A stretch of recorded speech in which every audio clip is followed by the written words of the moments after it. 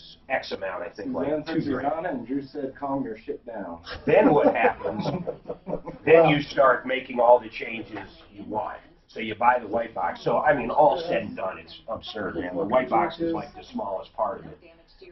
So who did the nuts and bolts building? These guys, I had the envision that their people would do it. I'd say, okay, here's the white box. I need this here. Like, I'll give you one. They only had 4 packages. Well, we're going to start doing restaurants. I'm not going to charge a restaurant, you know, $200 to $6,000 a month. Okay? I mean, that's really, our clientele goes from $200 to $6,000 plus a month. Actually, $7,500 a month. Forget about HVAC. So our clientele jumps there. They only had 4 packages. So if you weren't with us and wanted to sign up because you see our TV commercial, you sign up, you pick one of those packages. Well, I need like 50 packages. I needed it to go, if you're a restaurant, click here, then I have restaurant packages. Where they only had 4, didn't matter what category or anything. So I say, this is how I want it. They'd send it to their development team, which of course is out of the country. They'd come back and say, okay, in order to do that, it's $700. So then they send me an invoice, I do it, about a week later, that's done.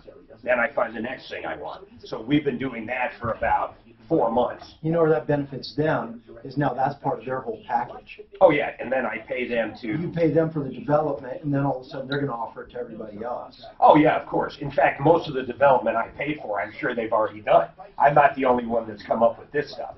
So you're absolutely right. They're basically grabbing the code they've already done and applying it over here. But there's some stuff I'm sure is different. But it's been a long journey, man. I mean, we're probably, just in the site, we're probably 10 grand now, easy. But it is going to be good. And then the advertising, we're hitting, do you have Comcast? 10 grand, you can easily get to like 100 grand. If you let those folks run Yeah, wild. but Jay, I am so cheap and hands-on, it'll blow you away on this stuff. That's because you're managing it. Yeah. It's the way that you're managing Oh, it. yeah, if you... You just turn it over to those guys, Oh, you die. they'll spend your money. Oh, in a heartbeat. They'll spend you money. I told them the only way, just like I told you how I do it, I tell them what I wanted. They'd have to give me a bid. I would never, they of course want to go hourly. I said, I just don't do hourly. So you either lock in bids for this stuff or I'll get an outsider to come in and do your code. Because I already got a guy out here that's great.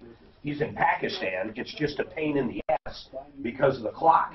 He's good. He's trustworthy. He's done stuff for me for years. But he's up at night, and I'm asleep during the day. I mean, it's really hard to deal with that. So we usually deal with each other at 8 in the morning or 8 at night. Mm-hmm.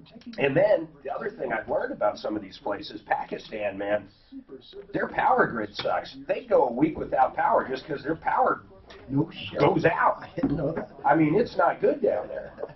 No, I didn't know that either. I mean, I knew they were nothing like we were, but I didn't know they just have power outages and be out of power for a while. It's like Haiti or something. Just buy your guy a generator and ship it over. Jeez. Problem is the internet. The whole town goes down, so your internet's gone. They have candles. I sent them some candles. Big generator. I told you, I'm cheap. In just 90 days. Call now and you will also receive 4 tickets to attend their We up? event where Dean and his team are looking for a handful of people in your area to join their team. You do not need to spend money and you do not need good credit. You just need to call right now. Call 1-800-437-1223 now to get your free CD. Call 800 I hate touching this keyboard. It's just so nasty. Isn't Tom going to do the show? I think so. I don't know, man. I was in having a sales meeting, and they were blowing my phone up. I didn't even look at it. I didn't know it was them. And then Daphne somehow found me and said, Tom, I need you to start the show. So I have no idea. He wasn't sick. I don't know what he's doing. I have no clue. He's on some phone call that he had to finish up. I don't know what it was about. Was it with Apple still? Maybe.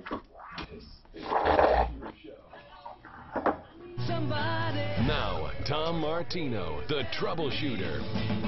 Ah, yes, the Troubleshooter Show, the only show of its kind. What do? We solve problems, we answer questions, we take your complaints. My goodness, we get directly involved with your life. We try to make your life a little better. Of course, along the journey, we attempt to entertain you as well. But our main goal in life, Tom's main goal and my main goal, is to help you. If you've been ripped off, if you think you're being ripped off, or if you've even just been taken advantage of, my goodness, you found the right place. And the phone number's simple. It's 303-MARTINO. I love that one. 303-MARTINO. By the way, that works on and off the air. When we're not here, we forward that, and someone in the office, either myself, Tom, one of our deputies, someone will call you back and talk to you and get you lined up to get on the show. But you can always call during the show, 303-713-8255. It's simple as that. One of my favorite people of all times. We have a lot of referral list members, and I love all of them, to be quite honest. Well, maybe not all of them, and I mean on a personal note. But most of them I do like because they all have one thing in common, integrity. But one thing I love about Jay Brett's in studio with me today, A, when you're on the air with us, you jump in, you become part of the show. That's hard, and I guess it's because you've been doing it so long, Jay. It's been 20, 25 years, something like that, since I've been visiting with you guys. It's so funny when we have a brand new referral list member or a brand new endorsement client in for the first time. They're terrified, and I know Tom can be a little, well, he's Tom. I mean, Tom is Tom. A lot of people think it's just on air. No, Tom is Tom. Tom is Tom. I'm Mark. Mark is Mark. Tom is Tom. Now, the funny part, though, is when he's here, he'll tell people when they're in for the first time during the break, hey, just jump in. But he doesn't realize how intimidating that can be to a guy sitting here for the first time. Do you remember that way back when? You probably still feel a little like that today, or no? I don't think I feel like that. I remember we were talking earlier about when the studio was down on 14th and Larimer. 13th and Lawrence. 13th and Lawrence. Yep. And I tell you what, that was such a small little cubby hole. You were just right there, and it was like having this intimate conversation. Yeah. And I just never felt intimidated by it at all. And it's just, it's just doing the right thing. It's different. In business or talking about deals or whatever it is. It's crazy. In fact, we've got a video. Dan and I went out on scene yesterday down to, what was that, Littleton, Dan, and I flew my drone over. This woman, and I'm not going to say she's a crackpot, but it's possible. I don't know. I didn't talk to her. There are a couple crackpots that listen to this Littleton. show. Well, and in Littleton. Yeah. So I flew the drone over. I'm not even sure. Dan, what is the deal? She's saying the roof is leaking by the chimney. Well, she doesn't know if it's leaking. How do you not know if your roof is leaking? Because she hasn't been living there. Why does she think it's leaking? Because it used to be, and boy, what did you? She doesn't think the job is done correctly. Okay. Anyhow, we're going to show you video later on. Let me stop you right there for just a second, though. So many roofers, when they find out about a leaking chimney, supposedly, or something like that, they get up there, they take a look at it, and they just start working on it. Can you imagine if you went to the doctor and said, my knee hurts, and he said, okay, we'll schedule you for some surgery tomorrow, and we'll just start working on it. It's not the way to do it. It's bizarre. It's so simple, Mark. What you do... Are you going to be able to tell with my drone footage, though? Maybe. We'll see. But it's good. I'm good at flying it. The way you find leaks, it's so simple. You get up there with a water hose, and you start doing a diagnosis, just like a doctor would do. Well, they wouldn't. Here's what she said. No one would allow her on the roof. Well, if they don't allow you on the roof, then it is just a guessing game. Then it is. So which doesn't make sense to me. If she, maybe don't let her up on the roof, but I mean, not a roofer. Yeah, and then they also said when they did the water test, she said there was only like a cup of water. Clay's got a roofing problem. Clay, what's going on? Problem with Masterpiece Roofing on my roof. I'm sorry, it's like I lost you. Say it again, sir. A problem with Masterpiece Roofing on my roof. They re-roofed my house, and the inspection failed because they didn't repair it properly. When did they do it? When did they do it? Yeah. September 26th. So last year, though, right? Yes. I asked that for a reason.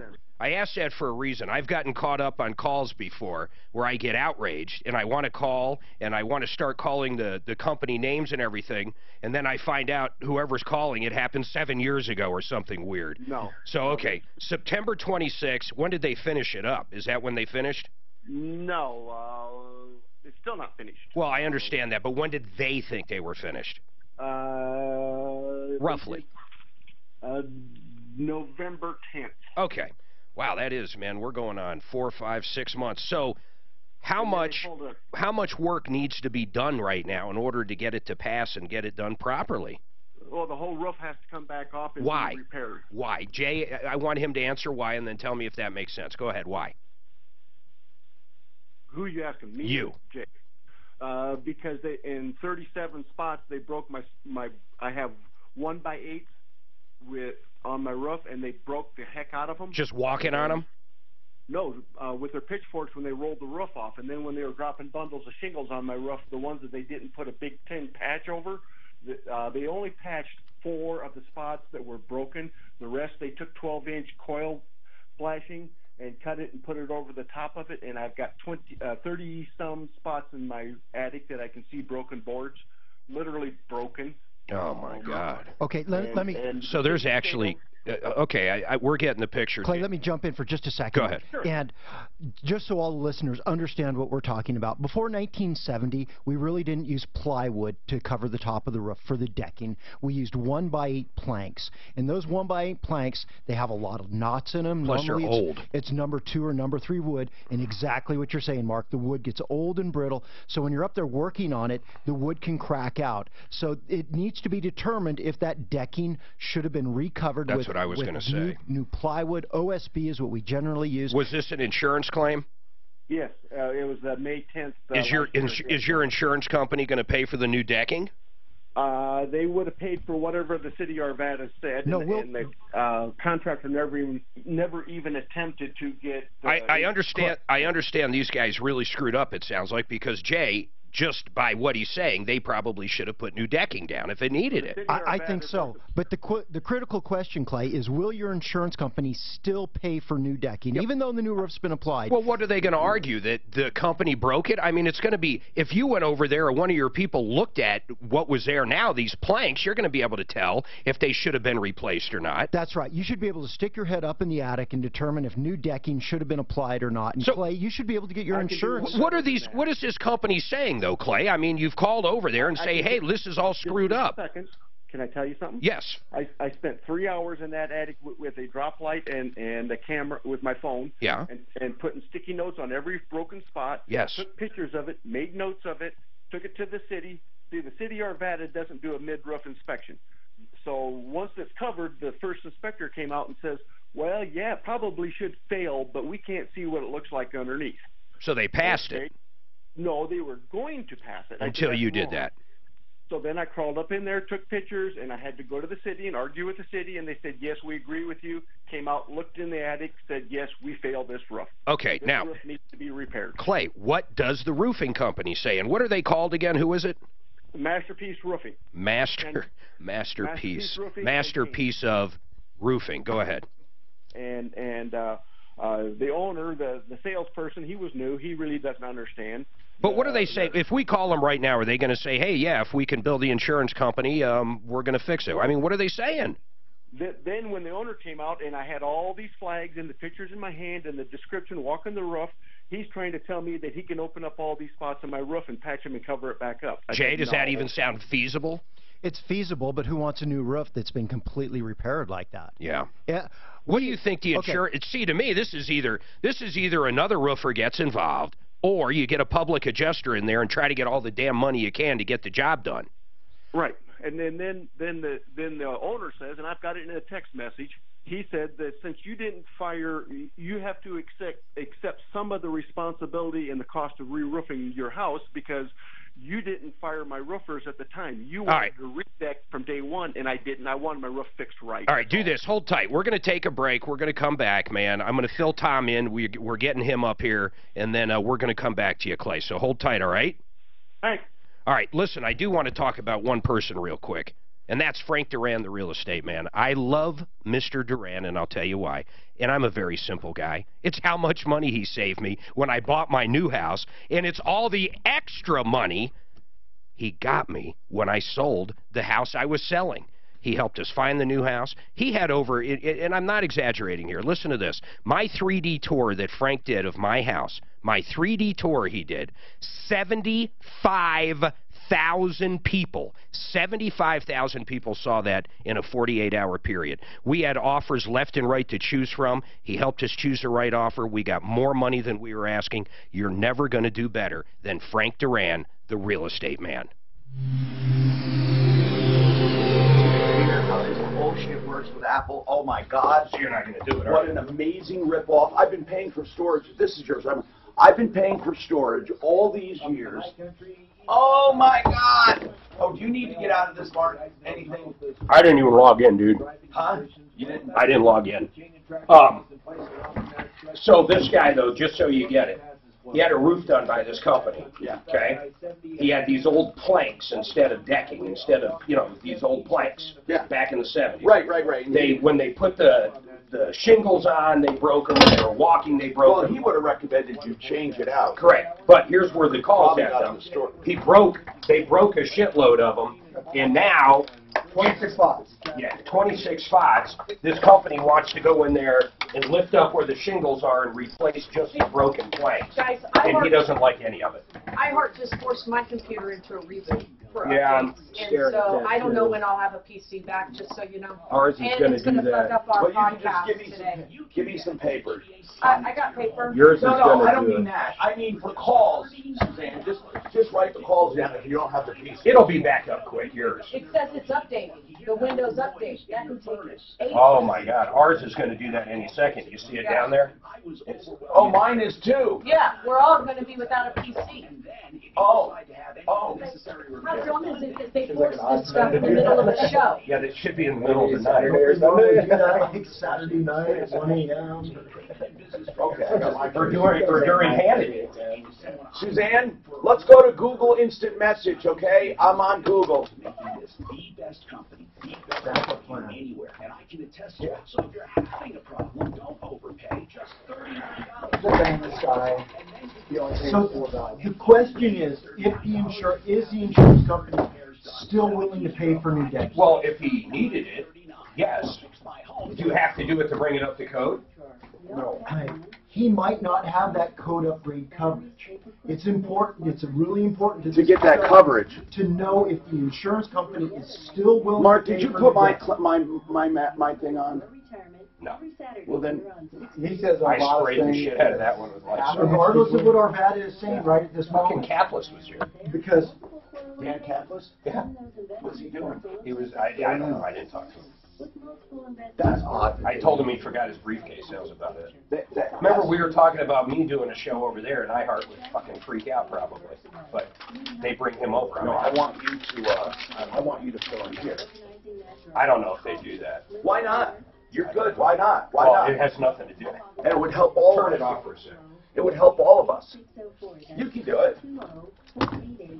I'm telling you the important things, whether the insurance company is willing to pay for the decks or not. Retirement.com. That's your money, yourretirement.com. Today is the day you break the stranglehold of addiction. You and your family can't lose another precious day to this horrible disease. If you or someone you know is abusing alcohol, prescription drugs, hard illegal drugs, or if it's a mental health issue, anxiety, depression, or trauma related to substance abuse, please know you're not alone. There's help. Call the Raleigh House today. They've If you get volunteers, just put them on in a folder for me. Did the Apple thing turn out to be good or bad? It's the most ridiculous thing. So it's bad. Yeah. It's basically, it's like having an external hard drive. But every computer you have to connect. It's not like OneDrive. OneDrive's cool because it's basically just like part of your computer, you know? Yeah, Dave Anders thing, the detective sent it to the DA, so it's on there. Ooh, let's do that update. Okay, well, they don't really want us, well, they can say that part, but she needs a question on a couple other things. If they're trying to get it below a felony, right? So, What do you mean below a felony? well, right now it's felony. Hey, why? They're trying to, his lawyer is trying to do that, of course. What happens if he has a felony? What happens if he's made to pay that, and then would that stay if he went bankrupt? And then what happens if it went to misdemeanor? No, if it's a felony, first of all, they're doing it the absolute best way possible because they're not going to have a judgment. Automatic. They're going to have a restitution. Wait a minute. Right. The domain. We have to change all of our. It's not a big deal. Don't worry about it. No, but who's going to change our internal links, like within my About Us? Either Mike or Amir. We're just going to create a script that does it. It's not a big deal. It sounds horrible, but it's not. We had to do it last time. Hi, Tom Martino here. Welcome to the show, 303-713-TALK, 713-8255. Okay, folks, if you want real stem cell therapy, Centeno Schultz, please remember that name, Centeno Schultz. I am on a warpath about fake stem cell therapy. And I want you to please never get ripped off. And that's why I'm telling you about real doctors, MDs. They do not use amniotic fluid. They use real, honest-to-God, living stem cells harvested at the time of the office visit. 303-963-9201. 303-963-9201. If you've had an experience with one of the fakes, please let me know about it. I'm gathering names of people who have had it and had no success. Or if you had success, even with the fake stuff, let me know. Taking names and kicking ass. Now, welcome. Let's go to the phones. And Linda, what's going on? No, go back to Clay. Oh, I'm sorry, Clay. Sorry. Clay, that's right, roofing problem. Okay, so Clay, bottom line, how do you think it should have been handled? How do I think it should have been handled? Yeah. Masterpiece Roofing subcontracted this to a company called Economy Roofing. Wilson is his first name. Yeah. Within the first hour that he was there, he said if ever he's seen a roof that needed a redeck, he was looking at one. But okay, when you need a redeck, Jay, the insurance company doesn't always see it because they're looking at the roof, not the deck. I'm asking Jay, as a roofer, when you tear off the roof and you see the decking needs replacing, what do you do? Normally what you do is you stop all of the roofing process, you call the insurance company and say, we need to redeck this house, and you seek their approval. Sometimes the insurance companies want to send a representative out. That's a new thing. But actually, it behooves the roofer to want to do it, so I don't think the roofer was trying to do something wrong by not doing it, is what I'm getting at. What incentive would the guy have for not doing it? Well, sometimes because you have to stop the show, it causes a delay in the whole process, and it's easier for the roofer just to blow through it and not. Oh, so you're saying that it's, even though he can make more money doing the decking, he may just want to get it over with and ignore it. That's right. And that's negligence. So are you alleging, Mr. Clay here, are you alleging that your roofer purposely ignored it? Oh, yeah, without a doubt. And so that cost you time and money because now you have to take the roof off to put the deck on. Is that right? Right. Okay, so what do we do about it, guys? What's the name of the roofer? Masterpiece Roofing. What should we do, guys? What should we do? Mark, how do we handle it? I don't think the sub. I think the sub is very culpable here, too. They went out there. They saw it. My God, what were they called? Economy Roofing? The sub is the one who was doing the job that should have noticed it. The other guy wasn't even on the job. Exactly. But the other guy can't throw his hands up because he was the general. At this point, Jay, someone's got to look at it and talk to the insurance company. What would you do? And I know 20/20 hindsight. It's always hindsight is always 20/20, they say. But I want to know the absolute truth. What would you do if one of your guys missed it and you needed decking? I think Masterpiece Roofing is more than just a general contractor. I think they're ultimately responsible for the deal. Even if they sub it to somebody else. What would you do? I'm saying, what do we do now? Your job, if you missed it, would you go back, tear off the roof, and redeck it? If I told you I did that within the last couple months, would you believe me? You really did? I did. Okay. I did. Well, of course. And you know what? It was a homeowner, though. He had small gaps in the decking. We gave him the option, would you like to redeck this or not? He said, no, just go ahead and roof it. Now, you don't have, okay, I just want to say one thing. Clay, you will have to pay for the decking. You shouldn't have to pay for the re-roofing, but you have to pay the additional cost of the decking. Or the insurance. Yes. They didn't even make that offer to me. Well, I know, but what I'm saying is if they go back now and they're willing to tear off the roof and put it back on after the new decking, you have to pay for the new decking. That makes sense, doesn't it? Now, well, there's wait. There's a caveat to that, though. I didn't hear his answer. Let me say something. The biggest damage that was caused by them breaking boards, they put tin over the top of. They rolled all those layers of roofing. Here's what I'm asking. Down off the roof.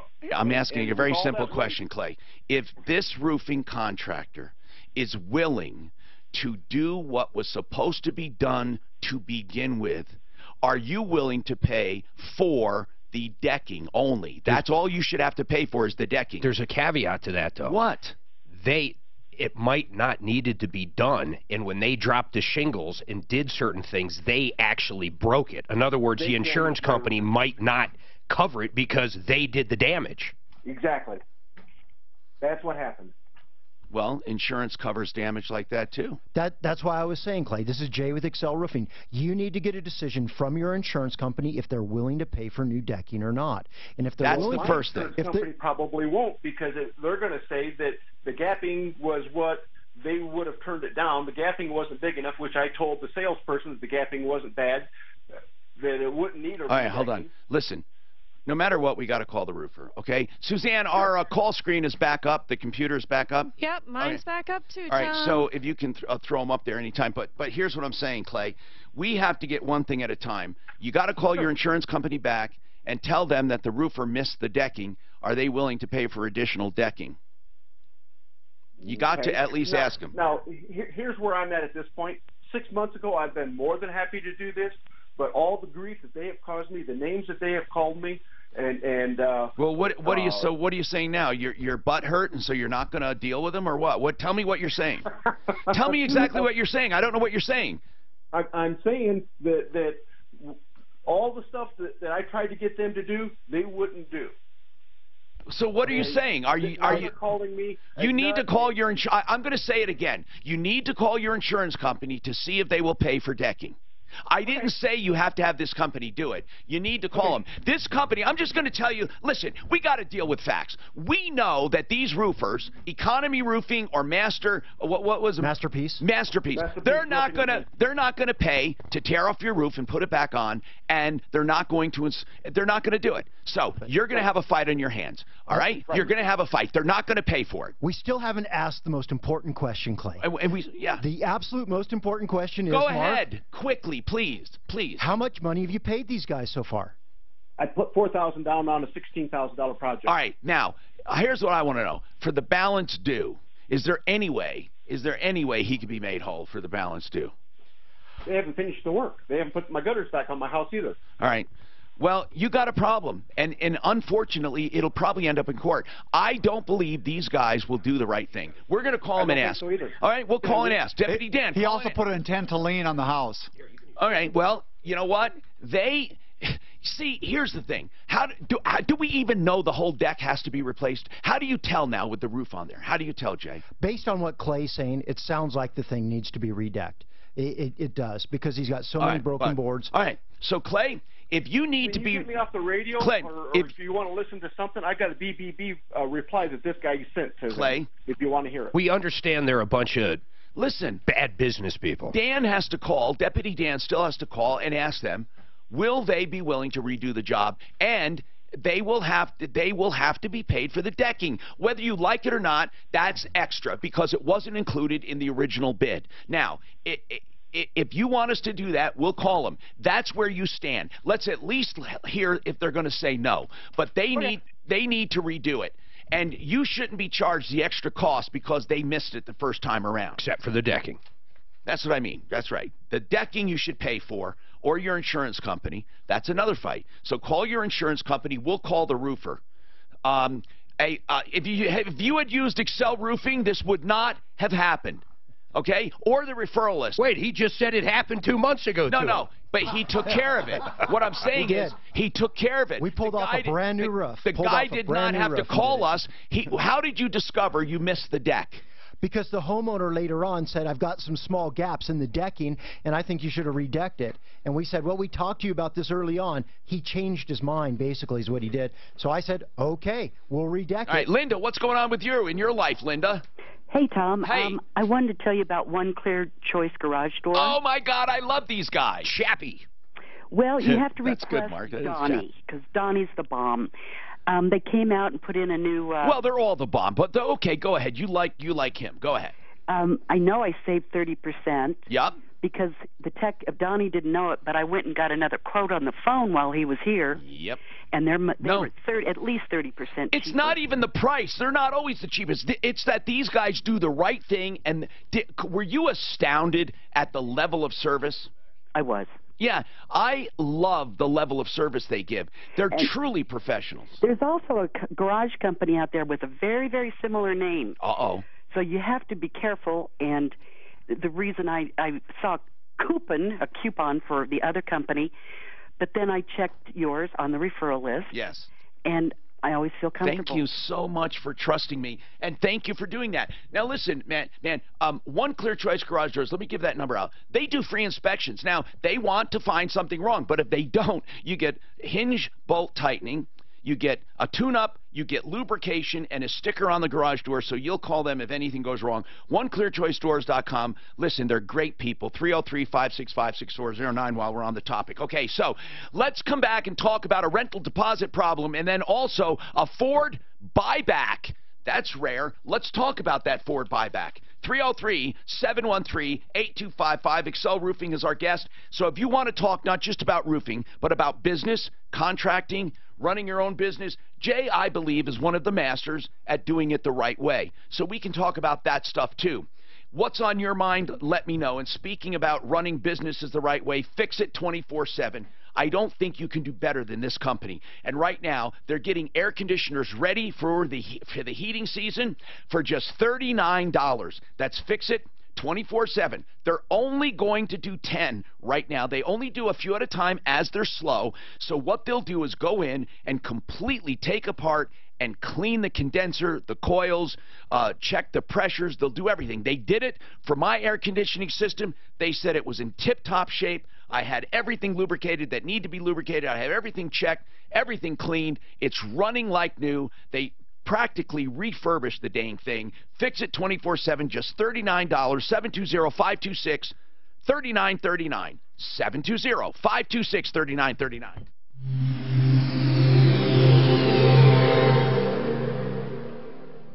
This is Denver's talk station, 630 KHOW, an iHeart radio station with Ross Kaminsky mornings, Michael Brown afternoons, KHOW, Denver. You may not believe it. You are lying to me right now. But it's actually really easy to win. It was pretty easy. $1,000. That is great. So Ford buyback is a show follow-up. Daphne helped get that buyback. Do you remember this? Because I don't. Yes, I know the whole thing, too. Something about it. You might ask Daphne if she wants to come up with it. I do have something about it. Do you want her up? She would like that. Hang on, Yes. Addie. But I need her to bring something with her. Here. Daphne, if you're listening, bring me some coffee, too, please. Please. Stewardess, coffee, please. Beep, beep, beep, beep. And then, that's it. Wouldn't you agree? You're a pilot. Great, too, yes. A coffee. Now listen. Ad, are you there? No, how do you know he's a pilot? Did he tell you within the first 5 minutes of meeting him? The very first time, yes. Well, we asked, what do you do? No, I think you told us. Let's be fair. He's So- not a bragger. That's how you know if someone's a pilot. They tell you within the first 5 minutes. Yeah. Attorneys are better. Generally, an attorney, you'll know if he's an attorney in the first 30 seconds. Now, granted, you're not flying a commercial airline with Can I have a hundreds of commercial people. sheet? Mark did all kinds of scribbling. True enough, though. Why aren't they stewardesses? Why do they are now flight attendants? I say they're still stewardesses. The males would be flight attendants. It's a sexist word, that's why. Stewardess, why is that? A stewardess. Actually, that's a good one. A steward is a good thing. I think that they perceive it as a sexist word. How about on a ship? Aren't they still stewards? I haven't been on a ship forever. I think so. A ship steward. I think that's actually a job The description. next time you're on a plane, go ahead and say stewardess. I would like a black I coffee. do. I What do. did he do? But I say I want a black coffee Matt, with wait, cream. let me update That's you. what I say. Did you get my text about dinner? She gets me into these. I'm not gonna say anything wrong. Fun deals. I'll interject for you. Fun deals. Is Actually, I did the one time. We went with a common man, Big Bear Flooring. I gotta say, I had a great time. Is Big Bear now on the We report? probably had a few too many, but man, it was fun. Mark's forgotten him on. He's such a good guy. Oh yeah. It's not free. No, God, no. But a break. And then Mark, you did Fix It, Frank. Mark, we ought to, Before you have surgery, consult. Okay. God, there you go, Tom. It's a little neater. But I go back to it. A stewardess is the proper definition. It truly is. I don't understand why it's offensive in any way. I find It's it just like anything else that's politically correct. Somebody, yeah, all the actresses now have to be called actors. Did you know that? That's right. Why? Why is that offensive? Why? Explain it to me, please. You know this shit. Please. Why is it offensive? I don't know, Mark. Rex, the owner of Masterpiece, is online. But Oh, is that the airline? Is he upset? I just started dating my wife. He hates I hate planes. Like just kind of deadheading on a flight that she was on. Yeah. And he swore up and down, so he can't use those words. So be ready. Like up broke forward. So she comes back, she tells me, she's like, oh, It says, Tom loves when owners come on. The children so are like, every time you go by, he would stop her and start talking. And so as soon as he did, I just hit the 510 call button. So he comes back. Then she, 10 minutes later, she'd go back to go about her business. He'd stop her. Like I'd give him about 30 seconds. And about 4 times, and after the fourth one, he finally like, it's like looking back. Did he figure out you guys were? He didn't. I don't think he knew that we were. He knew that I was doing it on purpose. Back in the day, you could smoke on planes. I used to sneak into first class as a kid all the time, man. I don't think I have been on a plane that has first class since we went to Italy. Planes don't even have it. I've actually seen them a little. I've seen them, and not overseas. I forget where I saw them. Frontier, Fly Frontier. Oh, they're fucking.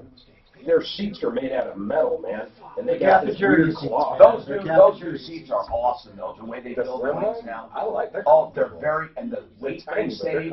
Yeah, the weight. You talking Frontier?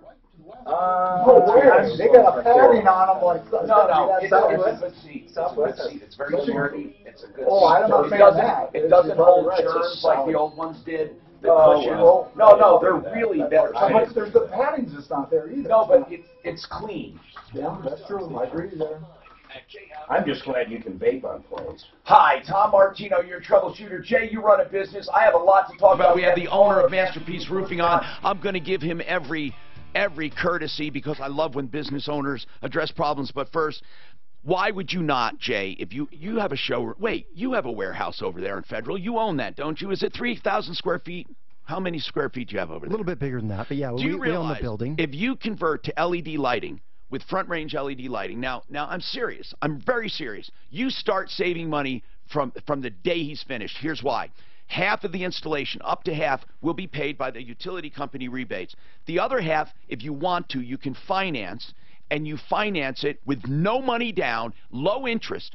Day one, your monthly payment with electric and the remaining balance of that installation, that loan, is cheaper than you're paying now for electric. You save from day one. You increase the value of your building. When the loan's paid off, you have massive savings. They'll last 10 years or longer before you even have to touch them. This is a no-brainer, as they say. I'm serious. So, front range, LED lighting. Don't be like Jay. Get right on it and do it. And Jay, you ought to call him for a free evaluation. Tom, I did it last year. I took care of it last year. I'm sorry. I'm sorry. I was on the front side of this. You already did it? You already did it? Yeah, you're right. You save a bunch of cash on the electricity What bill. did you save on your electric bill? Do you remember? Oh, it went down like 40% or something like that. Holy crap. And it can, he has savings of up to 80 in some cases. 719 It's free. Yeah, it's basically free. It's free. You're right, because you're paying a monthly fee now. You'll pay less and get the lighting. 719-262-2451. 719-262-2451. Okay, so Rex is on, the owner of Masterpiece Roofing. And Rex, this is a very simple problem. And it's not a quality issue about the roof. It comes down to this.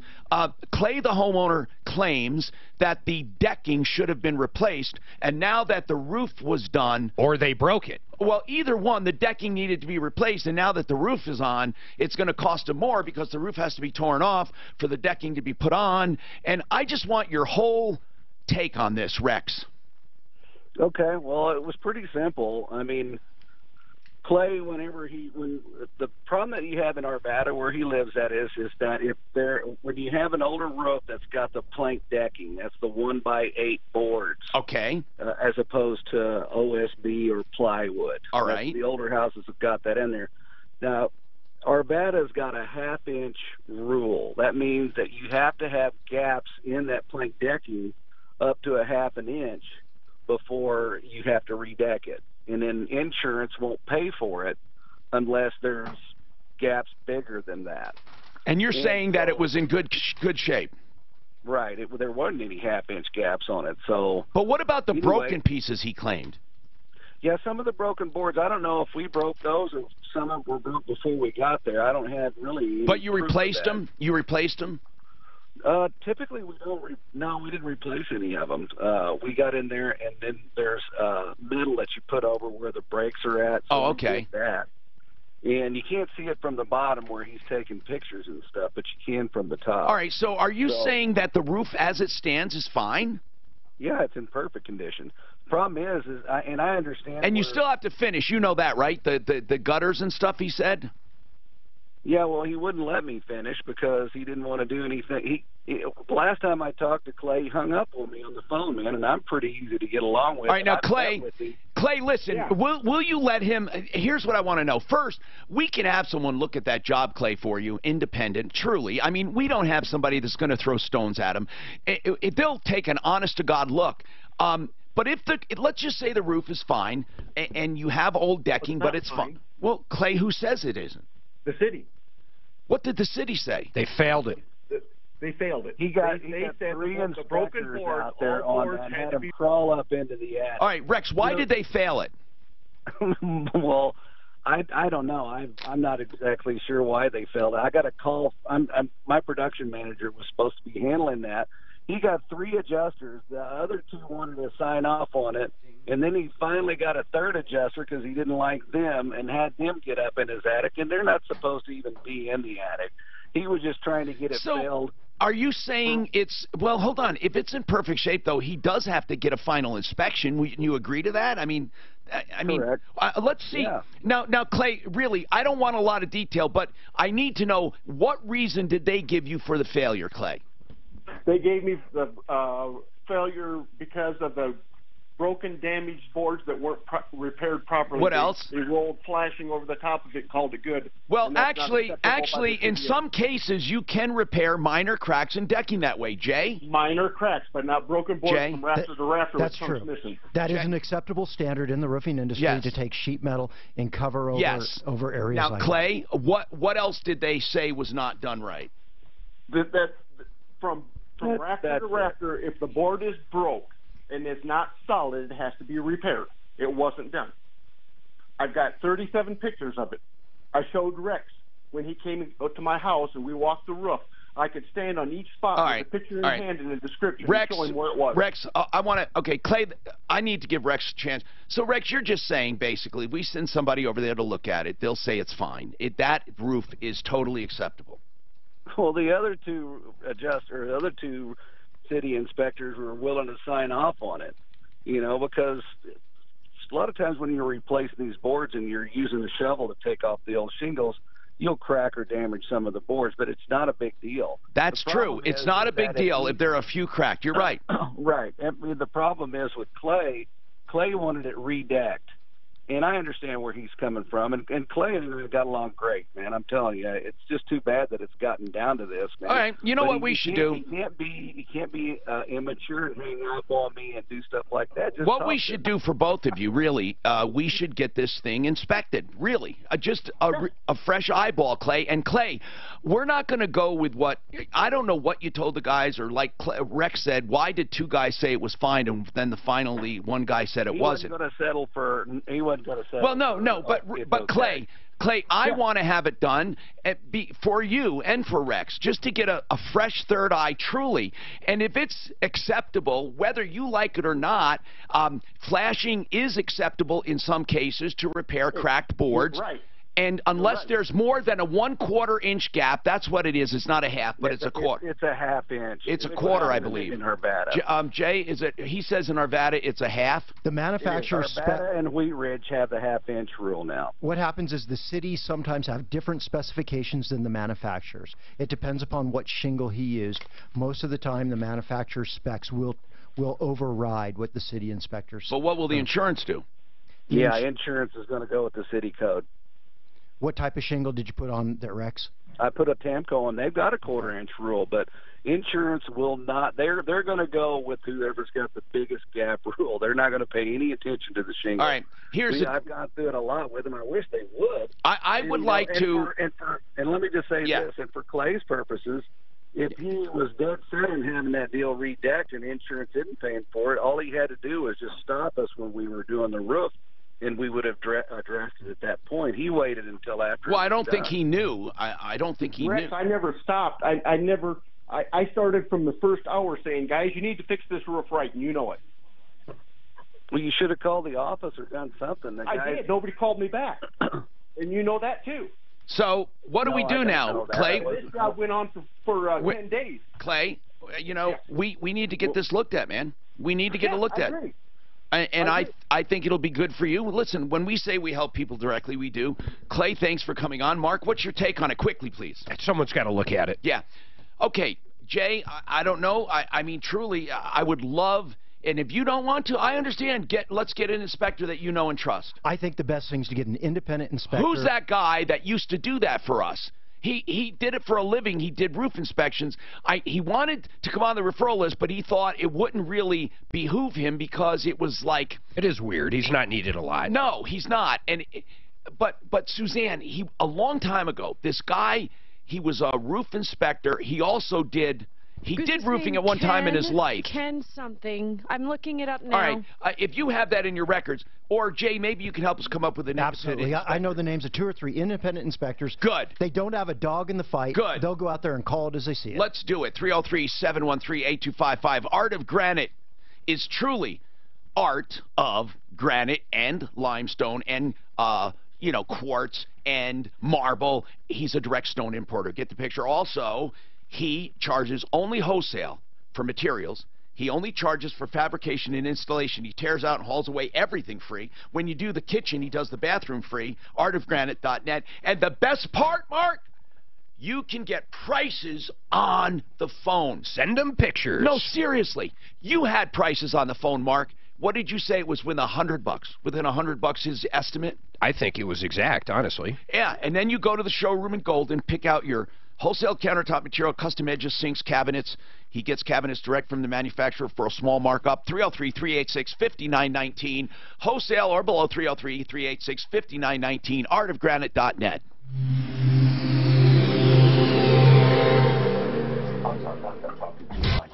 What do they generally charge? Here, Greg. $300. I've been waiting for you to come in. $300. Stephanie's mom actually did this. She actually made it. Are you serious? No, serious. So you want me to have Is your baby born yet? No, 4 weeks. Okay, so What is it? blanket. No, what? Oh, is that one we saw at the garage sale? No, she made it. You want me to open this up? her mom? Or you can give it to your wife. It's a blanket, so you can just wait. I told you. You wanted me here for We were driving by the flea market. Without, Tom you said, want me in there? You don't want to. I'm going to get Greg something. Maybe you got you something too. I don't even think we got to wash it. I've been in here lots of times. I've never gotten a gift bag. Did I ever tell you the story about He's the lucky bachelor? it's not a fucking referral insurance.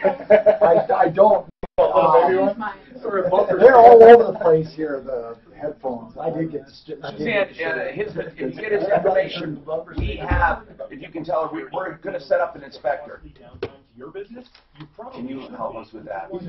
Yeah, absolutely. Yeah, I gave Mark a name right now already. Mark, we got the name of the inspector. He gave it to you, so give it to that guy.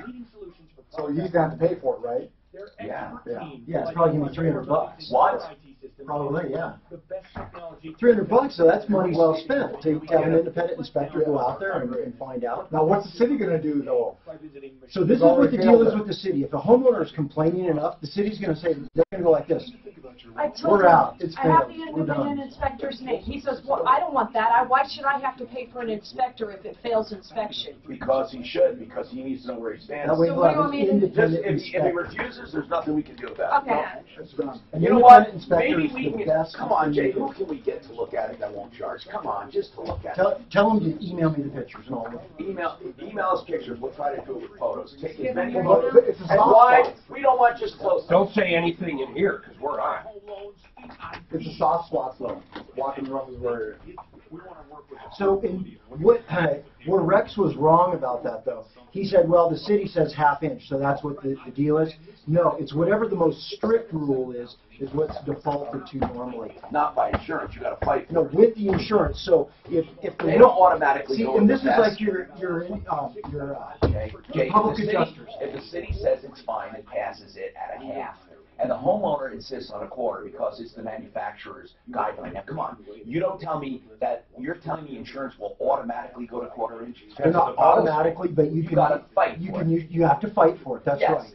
It's not a default. And if the homeowner says a quarter-inch is what the manufacturer says, that inspector's going to fail it. That's why a lot of those. He's going to punt. He doesn't want to fight that fight. He's going to say, okay, you're right, Mr. Homeowner. Maybe we just have our public adjuster go out. Because he'll look at it for free and let him know if he's going to be able to get it done. The public adjuster should be able to go back to the manufacturer's specs and say, okay, according to the He manufacturer's just has specs. hard copies of pictures. He doesn't know it. He can't email them. Who the hell I'm has gonna hard shoot myself copies with of? this What's he guy. got, a Polaroid? Tell him we're going to try to get him a free inspection, Did you okay? leave your sunglasses downstairs? Did you? But he has to have it inspected. Listen, I'm sure. Can we get a... No, but I think we should put a roof inspector on there for for times like this, and then he gets on free. Well, I don't mind that, but And we'll plug him every time. it's fine. But once again, though, the public adjuster in this case might be the best. Can you call and make him a deal with that? Yeah, I'll call this guy. You know him We're personally. going to make him a deal on the referral list, free of charge, because we'll leave him now. How well do you know And him? it's a public service to the consumer. I'm not sure if he'll go for it or not. We'll see. But I know that this guy's he's a very detailed inspector. But we would literally put him on there, and you know, a lot of people would use them. And Yeah. But if At $300, you know. if he'd do a few for us, He should be a public adjuster on top of that. His name's Jim Ragsdale. Yeah, talk to him. And see. Jim. Yeah. I know Ragsdale. He's still around. Yeah. How do you know? Oh, from Ragsdale. years ago, I used to do a lot with him. He is actually a pretty damn good guy. What did he do, though? Ragsdale Roofing. Oh, And okay. he invented, So he got out of roofing. He invented a lot of stuff, tools for roofing, and also he had this hail-resistant. He had hail-resistant cedar shakes. He had modified invented it. You bitumen. sure it's not? This isn't Clint? No, he it's not invented Clint. it. No. He invented his own version of hail-resistant shingles. I'm serious. He put the stuff on the back of it. That's right. He's pretty smart.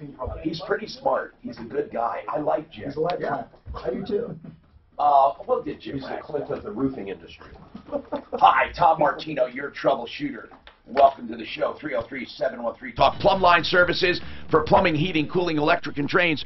I like to emphasize drains in the spring. A lot of people have overloads because of their sump pumps and rains, and also they have slow drains. So Plumbline Services has a 93 or free with their drains. That means if they can't unclog or make your drain run normally, the call is free, but you get a written full report, sometimes even a video, to show you exactly what's wrong with your drain. And there are a lot of ripoffs in the drain industry. That's why I love that Plumbline has its own division. Plumbline Services for plumbing, heating, cooling, electric, drains, 93 are free, 303-586-1086. 303-586-1086, plumlineservices.com. Okay, let's do some follow-ups really quickly. Alex, you have a Ford buyback you want to give us an update on. The original problem, did Alex, Daphne work? Daphne, summarize that for us, please. Deputy Daph. So Alex had a car that was basically a lemon. He had bought it brand new. It was a year old, and before the year was up, he started telling them, look, you guys need to buy this It was back. multiple transmissions, right? Yes, multiple. And so you gave this to me. I got a hold of Ford Media Relations. They got the ball rolling. To do a buyback. He was up against like 2 or 3 days before the first year expired. That was the problem. He started this way too late, and the dealer wasn't going to let him get it done. Yeah, a lot of hand-holding, a lot of encouragement. They like to do things really slow, but once I got the media relations person involved, wow. Okay, so what happened, Alex? Did you get your car yet? No, he's going to get a buyback, right? No, actually, they did a replacement. Replacement. With betterment, even. Yeah. Oh, my gosh. Yep. Alex, that's very unheard of. They usually just give value and they depreciate it based on mileage. Are they actually getting you a new car? So yeah, I've actually got a 28. I had a 2016 Ford Focus. That's the one that we were having the problems with, and now I have a 2018 Ford Focus ST. Bravo! Which is like a $6,000 more expensive car, and I paid no extra. Alex, will you please tell people about the Troubleshooter Show? Fill out Deputy our, Daff, yeah. really, thank you. We have the bomb here. Send us a picture of the new car. Yeah, we want to brag about it. Okay, yeah, I can do that. We're going to add that to our total. Yep. Oh yeah, yeah. I owed like $12,400 on this car that I was trying to get rid of, and they gave me full MSRP on the buyback, which was $20,985, and I only paid like $14,900 for it with the warranties. So I got extra there, and then they wrote off the difference between the MSRP. Alex, thank you so much, man. Thank you. Tell people. Remember now, when you got a problem, come to the Troubleshooter. Tell people about it. Pass it along. You just heard this, folks. We got Deputy Daff, the pit bull on it, and she just gnawed and gnawed. No, she didn't gnaw. She just held on to it until they said give. I think instead of Deputy Daff, we call her Stewardess Daff, because she used to be a stewardess. Oh, my God. Okay, just let's put this to rest, okay? Let's put it to rest.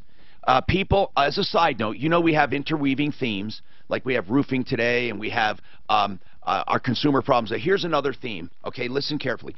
Mark is kind of upset. He just always brings it up that they are now called flight attendants, and he believes they should be called stewardesses, and the males should be called stewards. Why are they called flight attendants? And on a ship, they're still called stewards. And stewardess. And that's right. So why on an airplane it's any different now? Why aren't they boat attendants or ship attendants? Or plane cruise attendants, it would be. Actually, if you go apples for apples, flight attendant, cruise attendant. Why not? Back in the day, steward meant it was for a female, and then male flight attendants started flying, and so they decided to change it to flight attendants to, you know, kind of like Boy Scouts. Yeah, but now it's just Scouts. But you take it like it's almost an insult being called a stewardess. That's the part I don't understand. It's your tone. You think that's an insult. Okay, that could make sense. Now, you know, she does, she's an associate producer. She helps when Sue's not here, and she does deputy dogging, right? She's a steward of the show. But she's also my assistant, my personal assistant. And people, if you want to get killed, call her my secretary. Then you'll be dead. What's wrong with secretary? No one wants to be a secretary. Isn't Secretary's Day coming up? There is no such thing as a secretary, except on Secretary's Day. I bet secretaries call you and tell you different. They, of course, administrative assistants. Nonsense. No, I think Mark should be a stewardess. Secretary is a misogynistic word, Mr. Blah, blah. Mr. Mark Major Trump. I'm telling you that right now. 303-713-TALK. Thank you, Tom. That was nice. I am going to have an update next week on that ring. Steward on a ship might just be a service thing where... Yeah. That Ford Focus ST Safety girls are going to put on social media with a photo and get him to send to you. Actually, I think yeah, he was actually here yesterday. We want to put it on. The reason they were called that is because they were literally to a concert helping you on the day he got his car back. I mean, it was also his birthday. He won tickets, and the puppy. He was the one with the puppy missing. His friend's puppy. They found the puppy. So it was like a really good day for him. So yeah, but the ring thing. UPS is giving a woman who is employed to provide meals for and otherwise look after the passengers on a ship or aircraft. They don't give them meals anymore. Well, you can buy some meals, that's true. Yeah, you got to buy it. It's extra. It should be called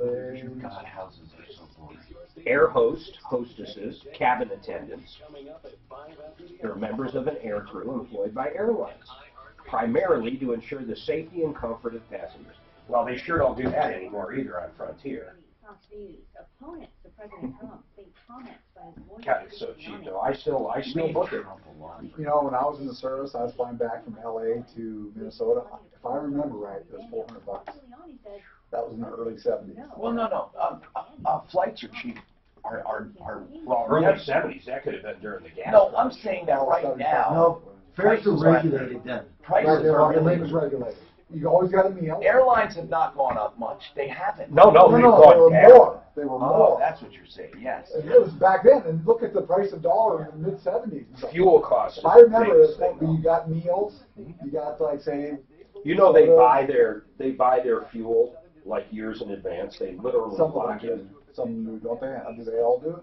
I would think they all do it, but I don't really. It's a commodity, man. That's what Southwest. Yeah, they'll lock in for like a year. Southwest did that, I don't know, like 10 years ago, when fuel just went crazy, and they had secured the price like a year in advance, and the other airlines didn't. So the other airlines were losing their ass, and Southwest made a bunch of money. Waiting for like 3 or 5 years. How to make it dynamic. The other thing, Delta has a refinery. I didn't know they had their own refinery. I know they did have a refinery. I don't know if they still have it. What? Yeah, they have a. Yeah, I know. I don't. In Atlanta? I just don't even look today. It looks so nasty. I own some. You got jump in. I bought it. I bought it pretty cheap, man. Like 30.08. It's not like I'm that far off. What's it? 28. 29.04. Yeah, at one point it was 28.90 today It's or coming something. back. I mean, look at it. Look at it. It was down 300 points. Look at it. Where's It's almost it? even. Down 70. Yeah, it's crazy, isn't it? I was going to buy a little down in the 28s, and I said, fuck, we might have 2 bad days back to back, and I'm going to have to rebuy in the 27s to level out. You know what's funny is if you got enough money, you can always level out.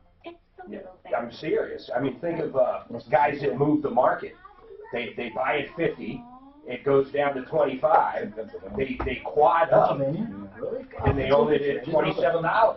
But my God, you gotta have the fucking $8 million bankroll. Not like that, though. You got, if it keeps on going down. Yeah, but eventually a good stock's gonna go back up, no matter how you look at it. What happened in 2007? A lot of good stocks went down. About 5 years ago. Where they at now? That's interesting. That's a perfect Oh, example. I see what you're saying. Oh, but if you're buying on margin, you can't do that. No, God, no, you go broke.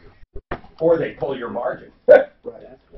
Hey, so that Ragsdale deal about him, he'll go out there and he'll fail that roof. So that's to the homeowner's best interest. Why would he fail it? He will. Just because yeah. But no, he's going to go by the letter of the law. He's not going to invent stuff. He'll go by the letter of the law. And if those gaps, and so there's no hard and fast rule about the planks underneath. But the one rule of thumb I've heard, if there's 30% or more have gaps or damage, It's not gaps. I broken. You know what? It's going to be both. It will be. I guarantee it. Do you fix it by? Can you put a 2x4 over that thing from stud to stud or rack to rack? You could put it underneath stud to stud and shore it up. Yeah. I changed but I doubt the guy would allow that it. 888 heating. Probably want to He's take doing it an to air conditioning thing now, so all I did was change the landing pages and the words. And I changed them Monday. God, this weather sucks for that the more I think about it. I hate to be in the HVAC business. I would definitely. But whoever wants 100-page visits in 3 days since I changed it. 100. Changing what? I changed just the offer. The clickbait's the exact same. It's just different wording. But 100 in 3 days. It's incredible. It's been the best one we've ever done. That one with The woman in the little question marks and shit. Do you think it's something we did? It's that the clickbait is unfucking. It's great, man. It works great. That one picture. Well, the deal's great too. I mean, you can't beat an AC tune-up for $18.88, so the deal's there. But it's incredible. I mean, I've struggled with HVAC ones because everybody and their mother's in the HVAC business. You got to have a good deal, and then you got to have that good clickbait. And it's not just, it's relevant clickbait too. I mean, it's take it out. I mean, it's true. You should have your AC looked at right now.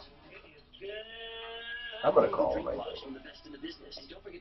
Mark, you'll never do better. I'm telling you, man. I'm a shopless fool, man. You know that.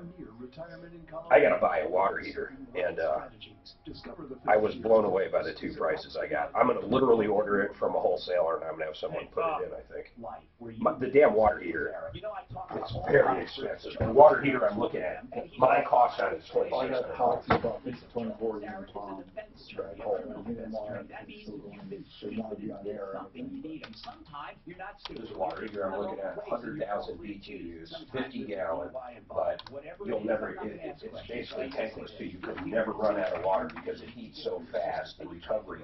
I'd have to have every shower, every hose, everything in the fucking house on at the same time and I bet it still never run out of parts. That's why I wouldn't get one of those templates. You can't, because if you've got kids at all, Right, one at a time, at least one at a time. One at a time. Now, if you lived in a little apartment, like up in the mountains, might work for you. Even up there, they're expensive. You got to maintain them every year.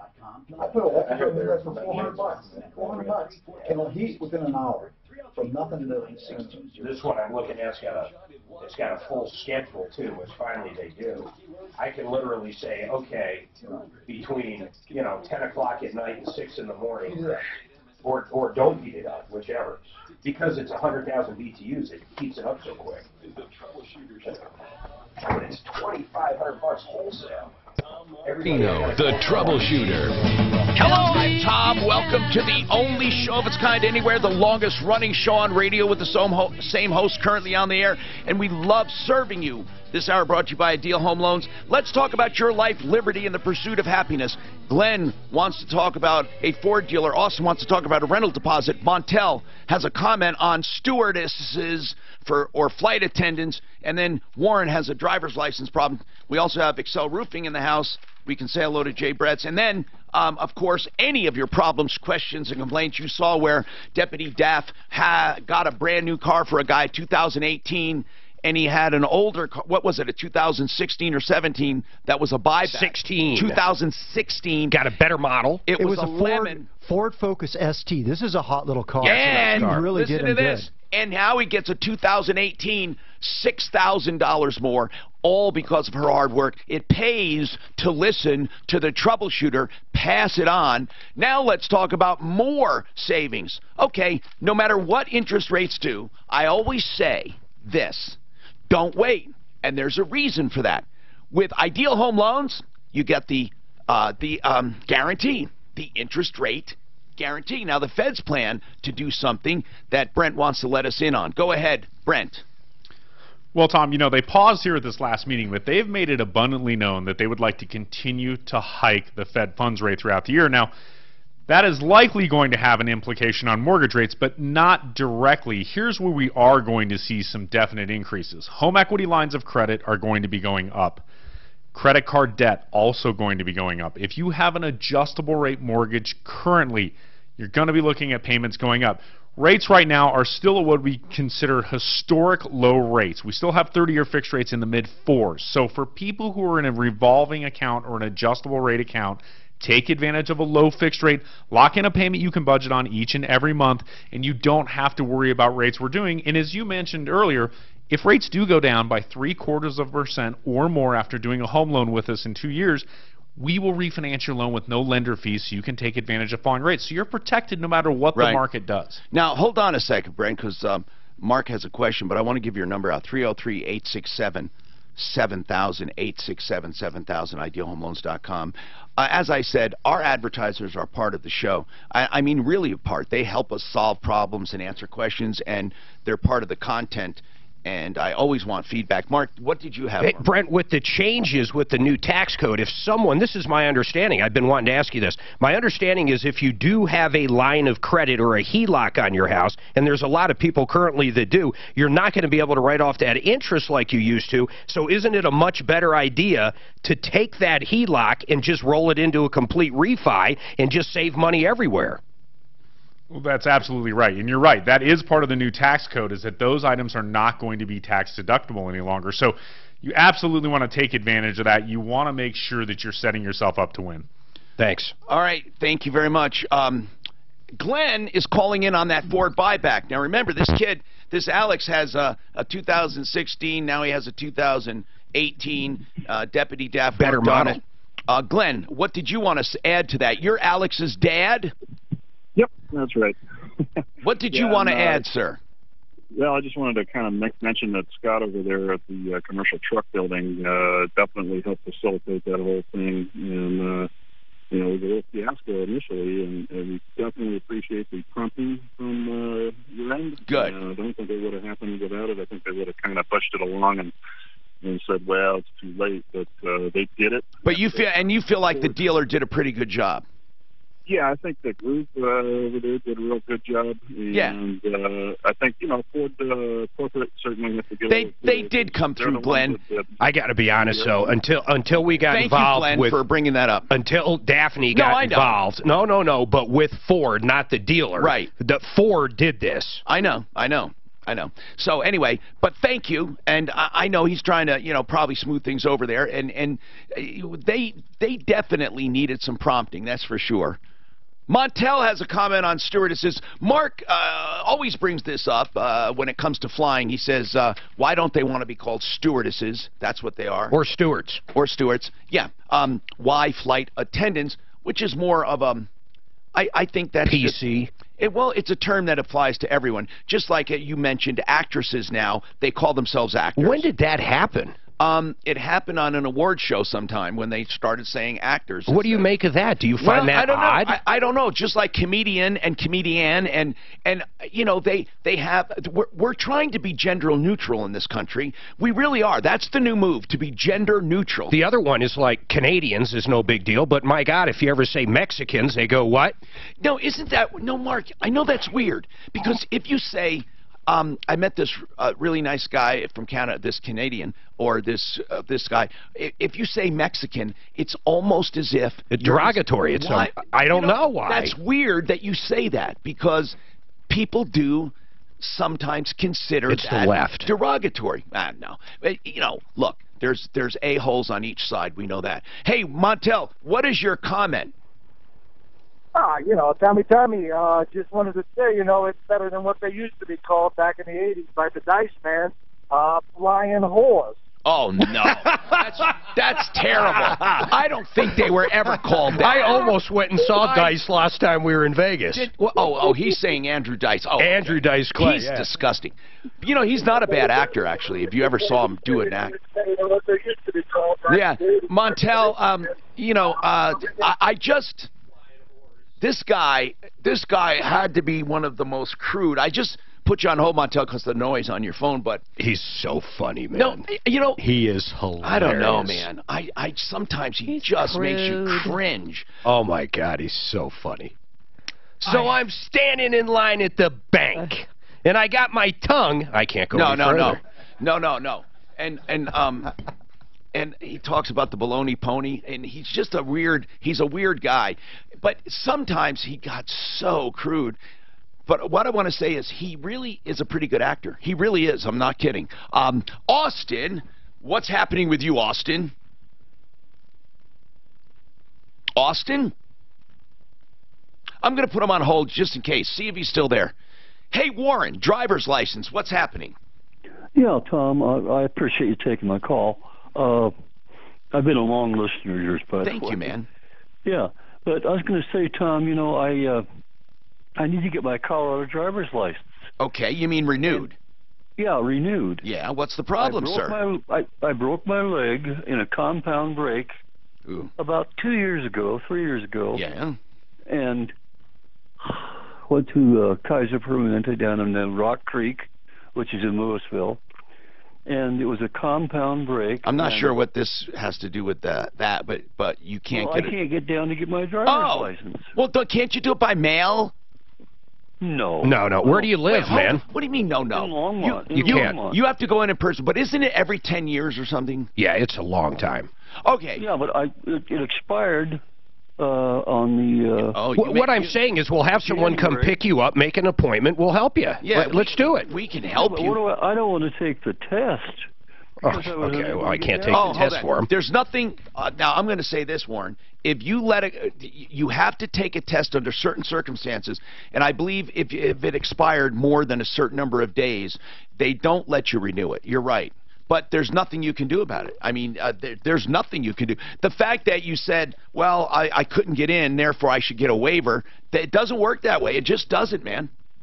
I'm sorry. I can't imagine that if you have a broken leg and you're unable to drive. Nope. And I can't drive. Because you could have... Well, can you drive now or no? No. Then why do you want to get your... I'm totally lost now. Why don't you just get an ID card?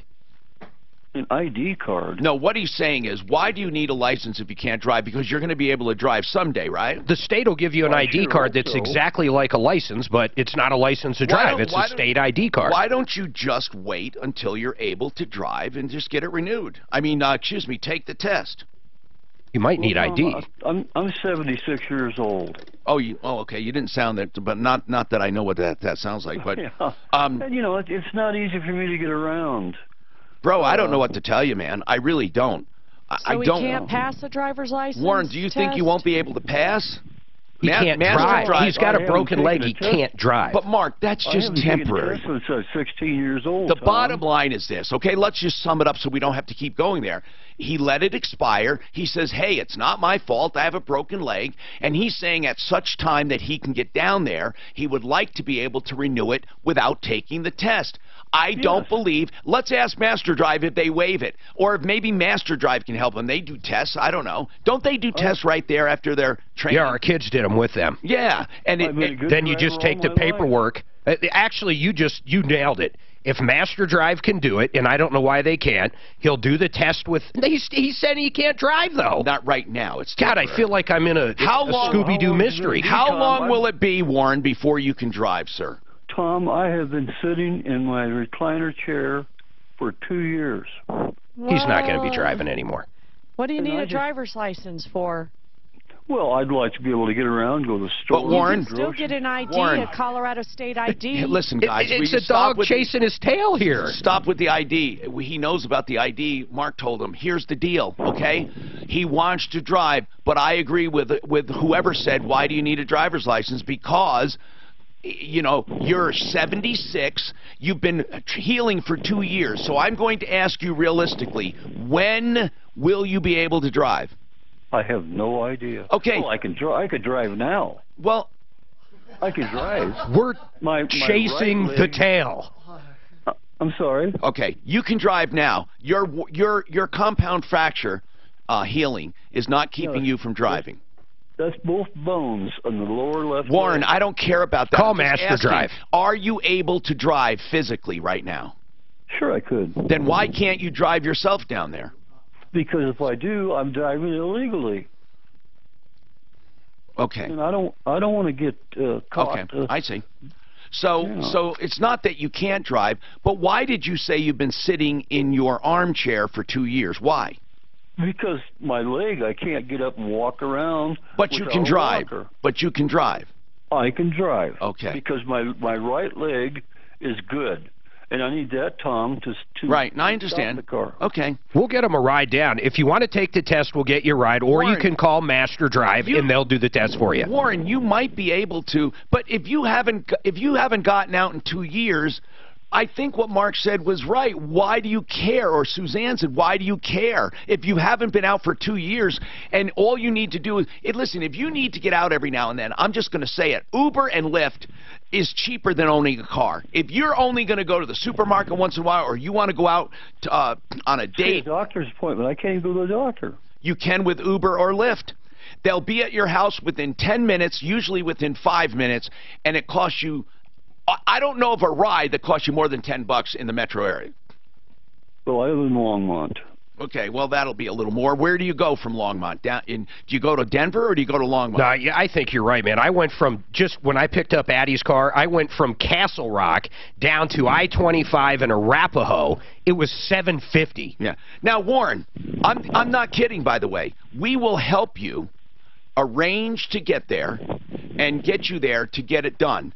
Or we will help you through Master Drive get some instruction if you need some instruction to pass the test. What we can't do, and we shouldn't even discuss it any longer, we can't get a waiver. We just can't do it. They don't do it. If you did not renew in time, you have to take the test. Tom, Suzanne? What is the difference between him testing through Master Drive and testing through the state? No, I'm What's just the saying. difference? Well, I'll tell you what the difference is. It's a more relaxed atmosphere. It's someone who has taught him and primed him, and then he takes the test. You don't have to wait at DMV either. You don't go to DMV, wait, and then take a test. They teach you. And in the same, let's say they teach you a few days. Then after a lesson on one day, they say, okay, let's take a test. It's like, it's seamless. It's the best. It's the less best. Pressure. And Warren, so I'm going to give you some options. Get a little brush-up training at Master Drive and take your test. We can get you down to the Driver's License Bureau if you need to do that. Or use Uber and Lyft. I'm telling you, Warren, if you want to get out and go somewhere, you can go to the doctor for just a few bucks. It's cheaper than owning a car. So I've given you some good alternatives. How about it? Appreciate it, Tom. Okay, Now, I hope Master Drive or Master Drive. Whatever it was. Master Drive. You have the phone number for them? Yeah, we do. And Suzanne will give it to you. But for those listening that didn't know they did that, for refreshers or stuff, Mark will get that number in a second here. He's looking it up. 303. Thank you, Mark. 627-4447. 303 Master Drive. 303-627-4447. Now, Suzanne, make sure he's got that. 303-713-8255. Buy and build. Wholesale. No, it's not. Okay? I just got to spill the truth. I've been telling you wholesale. Mark, it's just not wholesale. It's below wholesale. It's below wholesale. Honest to God, below wholesale on most everything. They have plumbing fixtures that are a third of big box stores. I'm sorry to interrupt. That bathroom, I finally saw pictures of it. That would cost you at Lowe's or Home Depot, just the materials, $3-4 grand. Oh, yeah. No doubt about it. No, $4 grand. It's gorgeous. $4 grand because I priced it. The labor would have been $4 or $5. I had bids just for the shower at $6 grand. That whole bathroom was done through buy and build. I got all the materials in buy and build. Mark, a little over $1 grand. I'm telling you, everything in there. And then we had it put together. They have tile. They have plumbing fixtures. They have electrical fixtures. They have the granite. They have mirrors. They have floor coverings. They have interior finish items. You got to go see them. Buy and build. 4800 Washington Street. The big, ugly warehouse, like the big, ugly owner. 4800 Washington Street. Courtney, yes, I'm sorry I call you that. You're not really big and ugly. You're not so big. Okay, now, buyandbuild.net. 303-295-6022. What horrors? Flying horrors? Flying horrors. Jesus, Mark, you laugh so. Flying horrors. That old guy didn't want to take the test. That's where you'll fail. Well, that's why I think Master Drive's the way to go. Although I'll tell you this, they failed fucking Addie.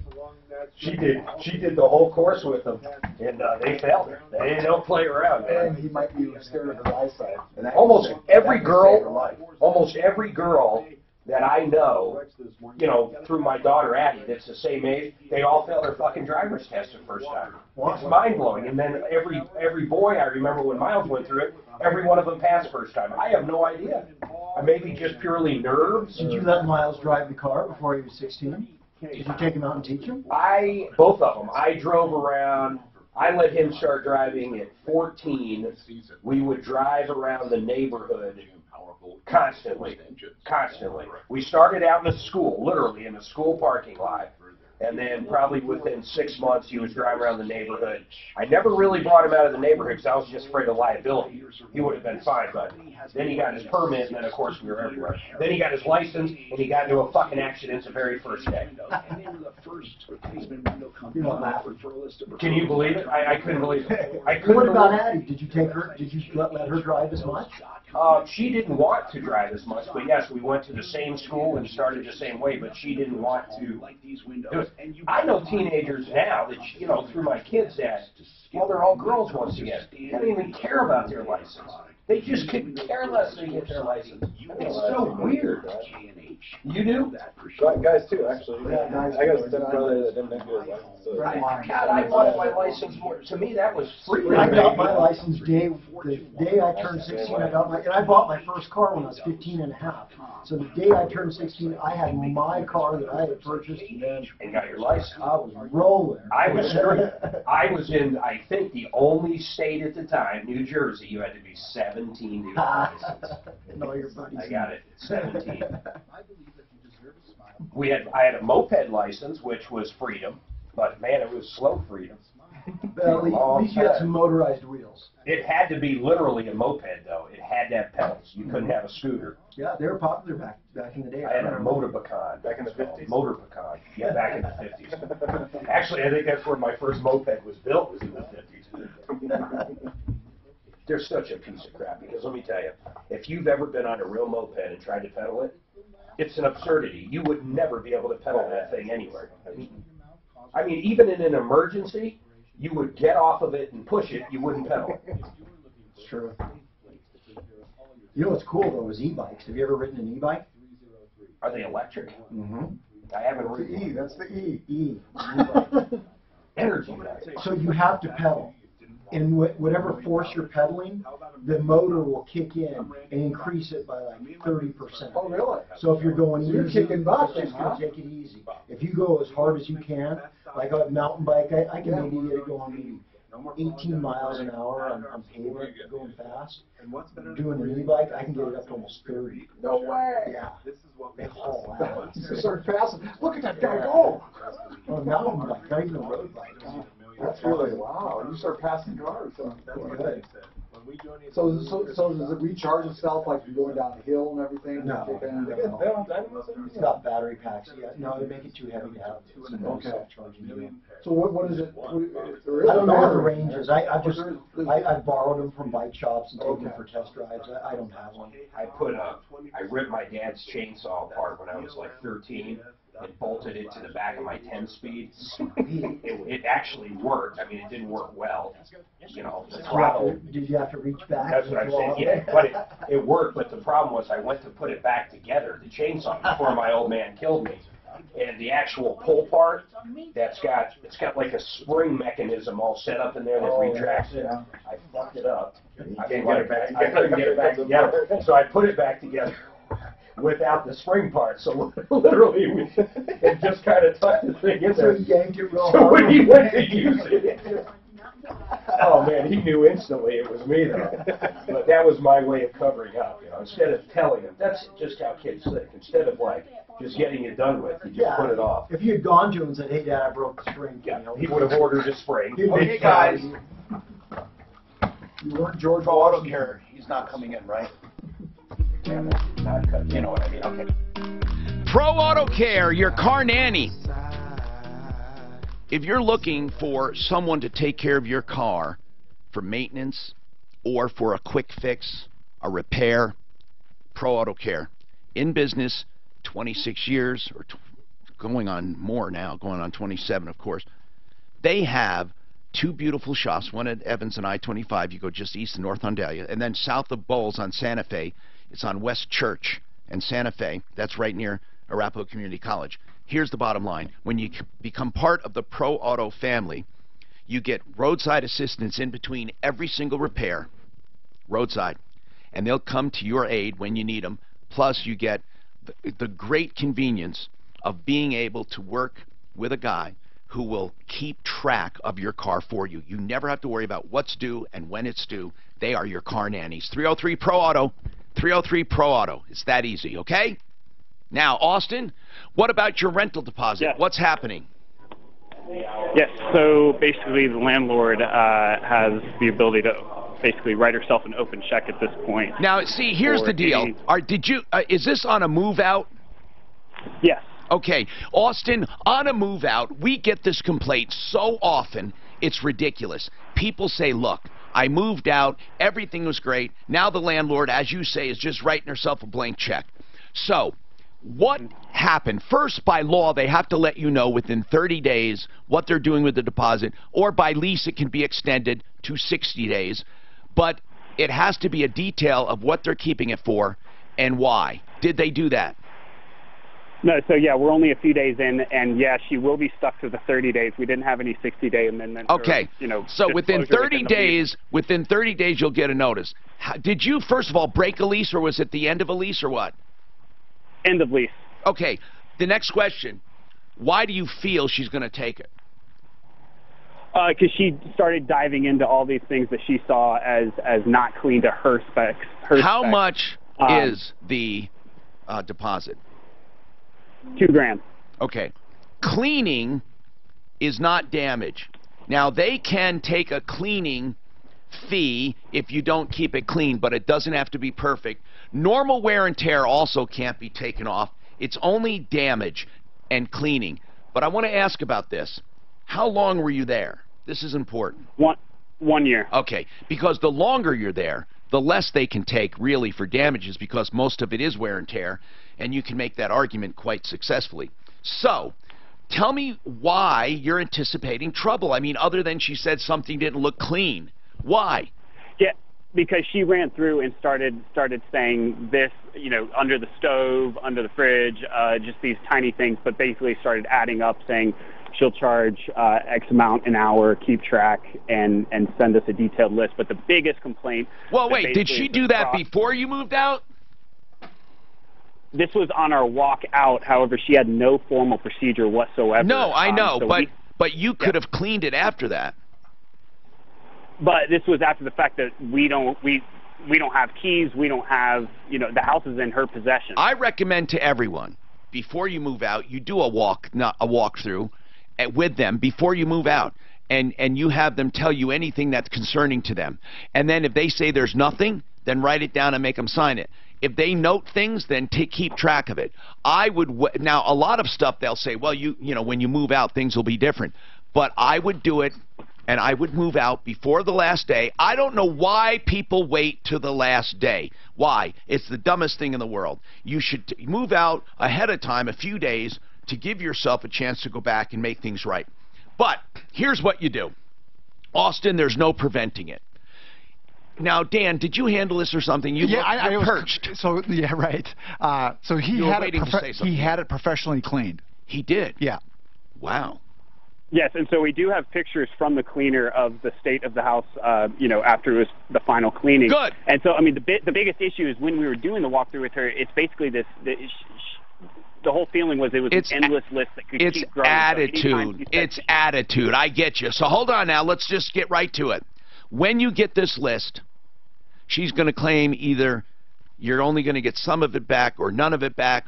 Only 3 scenarios. You're going to get some of it back with an explanation. You're going to get none of it back with an explanation. Or you're going to get none of it back with an explanation and a demand for more money. Now, so here's what you do.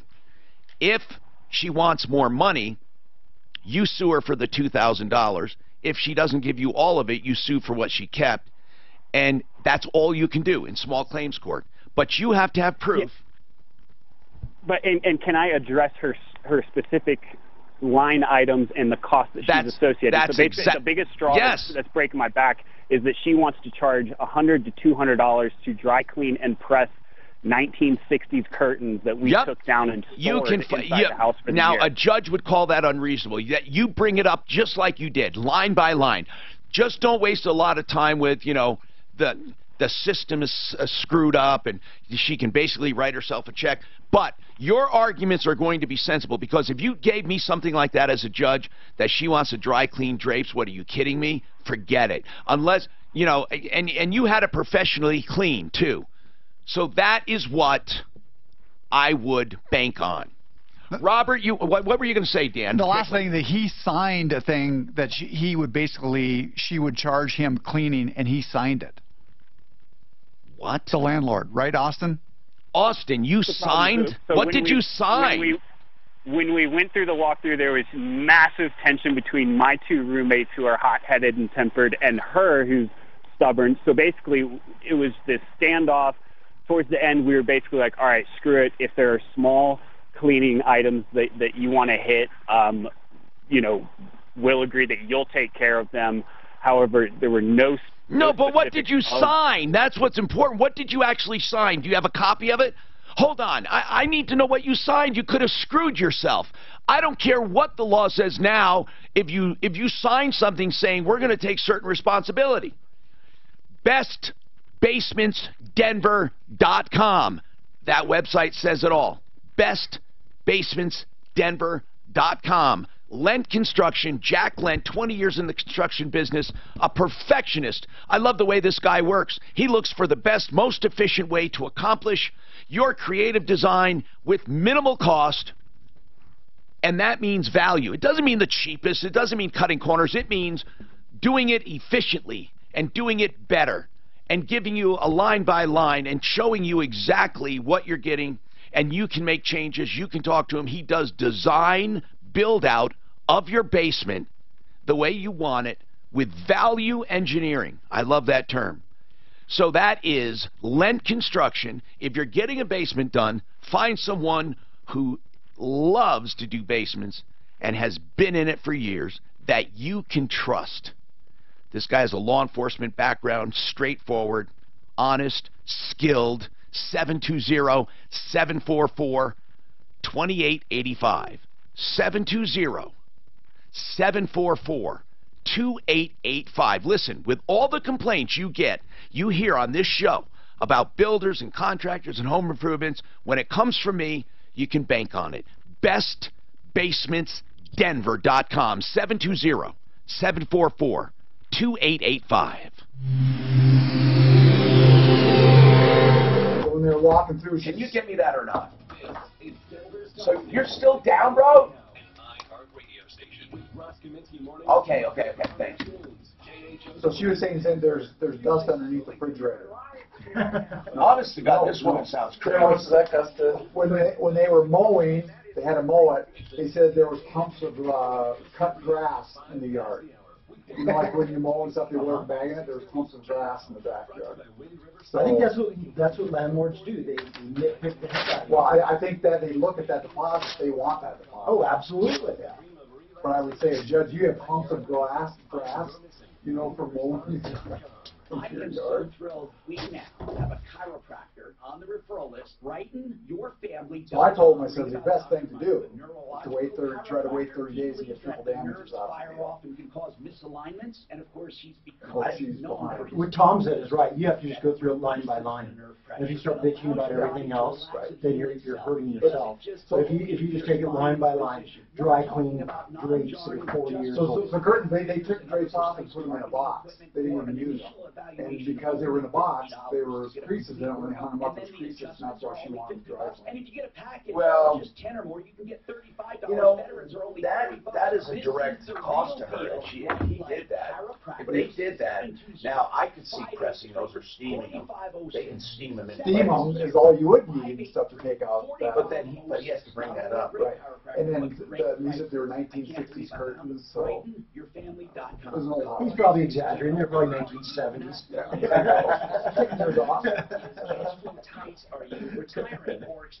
But I think those landlords, I ain't kidding, there's landlords out there, they want that American finance. They want the whole damn thing. Yep. By using the equity in your home. They also protect your spouse from possibly losing your home if you pass away. There's too many stars in that marble. I don't. That latest marble movie is That's my man Clay. He has a boat down there. He keeps it there during the summer. But now have access to your equity when you need it most. Down there a lot? Yeah, I got a boat down there. You can feel confident about living your golden years with financial comfort and security. Okay, cool. If you ever see Clay introduce yourself to him, he's a really cool guy. And honest. Call American Financing today at 303-695-7000. That's I bike. 303-695-7000. I don't follow. Yeah. I like to go bike. What was your shoulder? It's a lot better. It's probably 90-95%. I had rotator cuff surgery in September, so I can. So that's that's my good arm. Oh, okay. That's my bad arm. Well, how would I know? I still do rehab. I did rehab this morning. Really? Every day. I have a weighted bar, and I do this, and then I do that like 150 times to warm it up, and then I do all sorts of rehab stuff. Not yet. We're still building the coop. We're going to shed. I used to be able to lift on this half, and now I can only lift it this half. Where are you getting chickens at? Up in For the kids.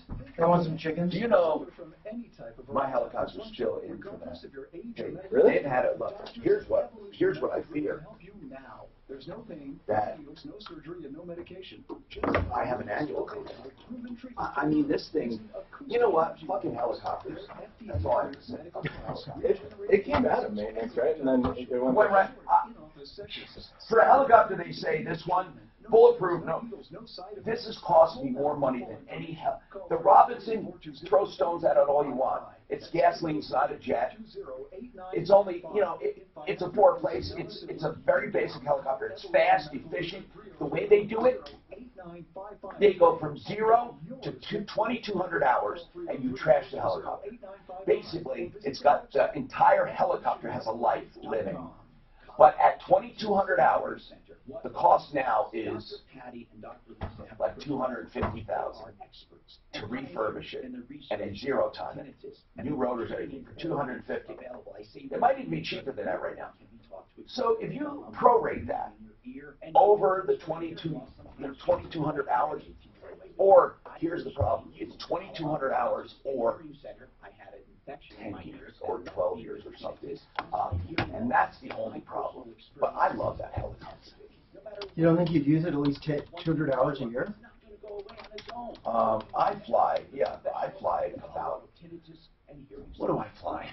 This year, God, I'm sick of this weather, man.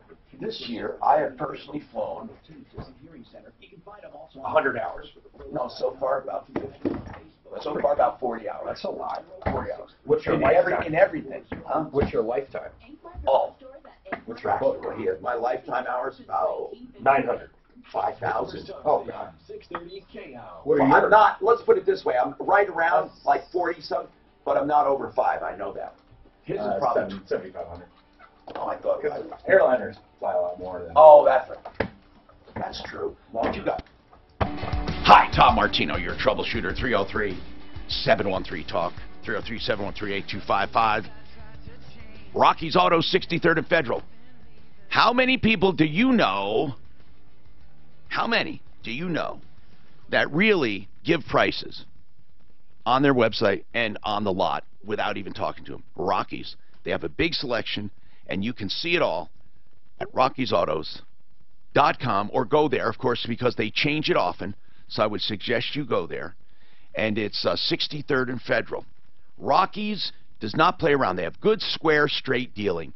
And it's not a snow job. You just go there and you have 40 lenders to choose from and a pleasant experience. Monday through Friday, they're open 9 to 7. Saturdays 9 to 6. 303-426-4646. Okay. Now, Austin, with the deposit, by the way, Deputy Dan was telling us some of this because he was handling this off the air. Did she really say, well, there's dust under the refrigerator? Yes. Are you kidding me? So and we're talking about the range stovetop. She literally physically pulled it up from the countertop and was talking about the edge in there. And I mean, it's just ridiculous. The small. Oh, you're gonna get analyzed. You know what I mean? Because yeah, that is because she's so anal retentive with all of this, perfectionist. You're going to have a battle, but you attack it the way we said. However, you said something that troubled me greatly. You signed something. What did you sign? Please tell me. I don't want to know your reasoning. I don't want to know what you think you signed. I want to know what you signed. Yes, so it was a handwritten letter where she wrote on the back of the lease saying both parties agree that she will take care of the cleaning, repairs, at cost from the security deposit. But it was that vague. But my leg that I feel like can I still have a right to stand on is the reasonableness of the cost that she associates with the items. That's of course you do. Of course you do. Or whether or not it's even your responsibility. I would say dust under appliances are not your responsibility. I mean, this is just ridiculous. Unless the floors are dirty and you kept pushing stuff under the refrigerator. I don't know. I mean, are you a pig? Basically, I'm asking. No. It was immaculate. But you mentioned something about roommates. So are you talking about 3 guys? No, I was living with a couple. Oh, okay. All right. So listen, man. They're not 2 guys.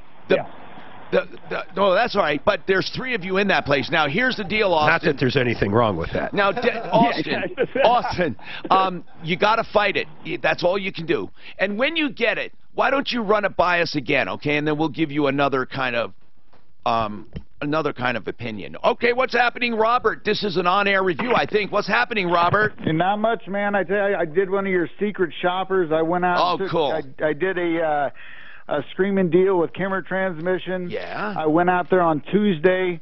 I told them I couldn't leave my car because I'm in a wheelchair and I'd have to sit and wait for it. They worked me in so they could do it while I was there. I have never in my life, well, one other time when I went to Budget A1, but I have never in my life been treated so professionally, so good. I felt like family there. And then when he gave me the screaming deal, I felt guilty because the regular price that he was taking the money off of was less than I was quoted from a normal place by a third. Wow. So in other words, it was already a good deal, but he took money off of that. So if anybody wants to be treated fairly, treated like family, and get a job, Charlie in the area out there came and showed me everything about my van. I will never go anywhere else. I love the referral list. It's a family list, not a referral list. It's a family list. I appreciate all of the trust, Robert. Thank you very, very much, man. That truly means a lot to me. It does. Monty, what's going on, Monty? Yeah, good question. Uh-oh.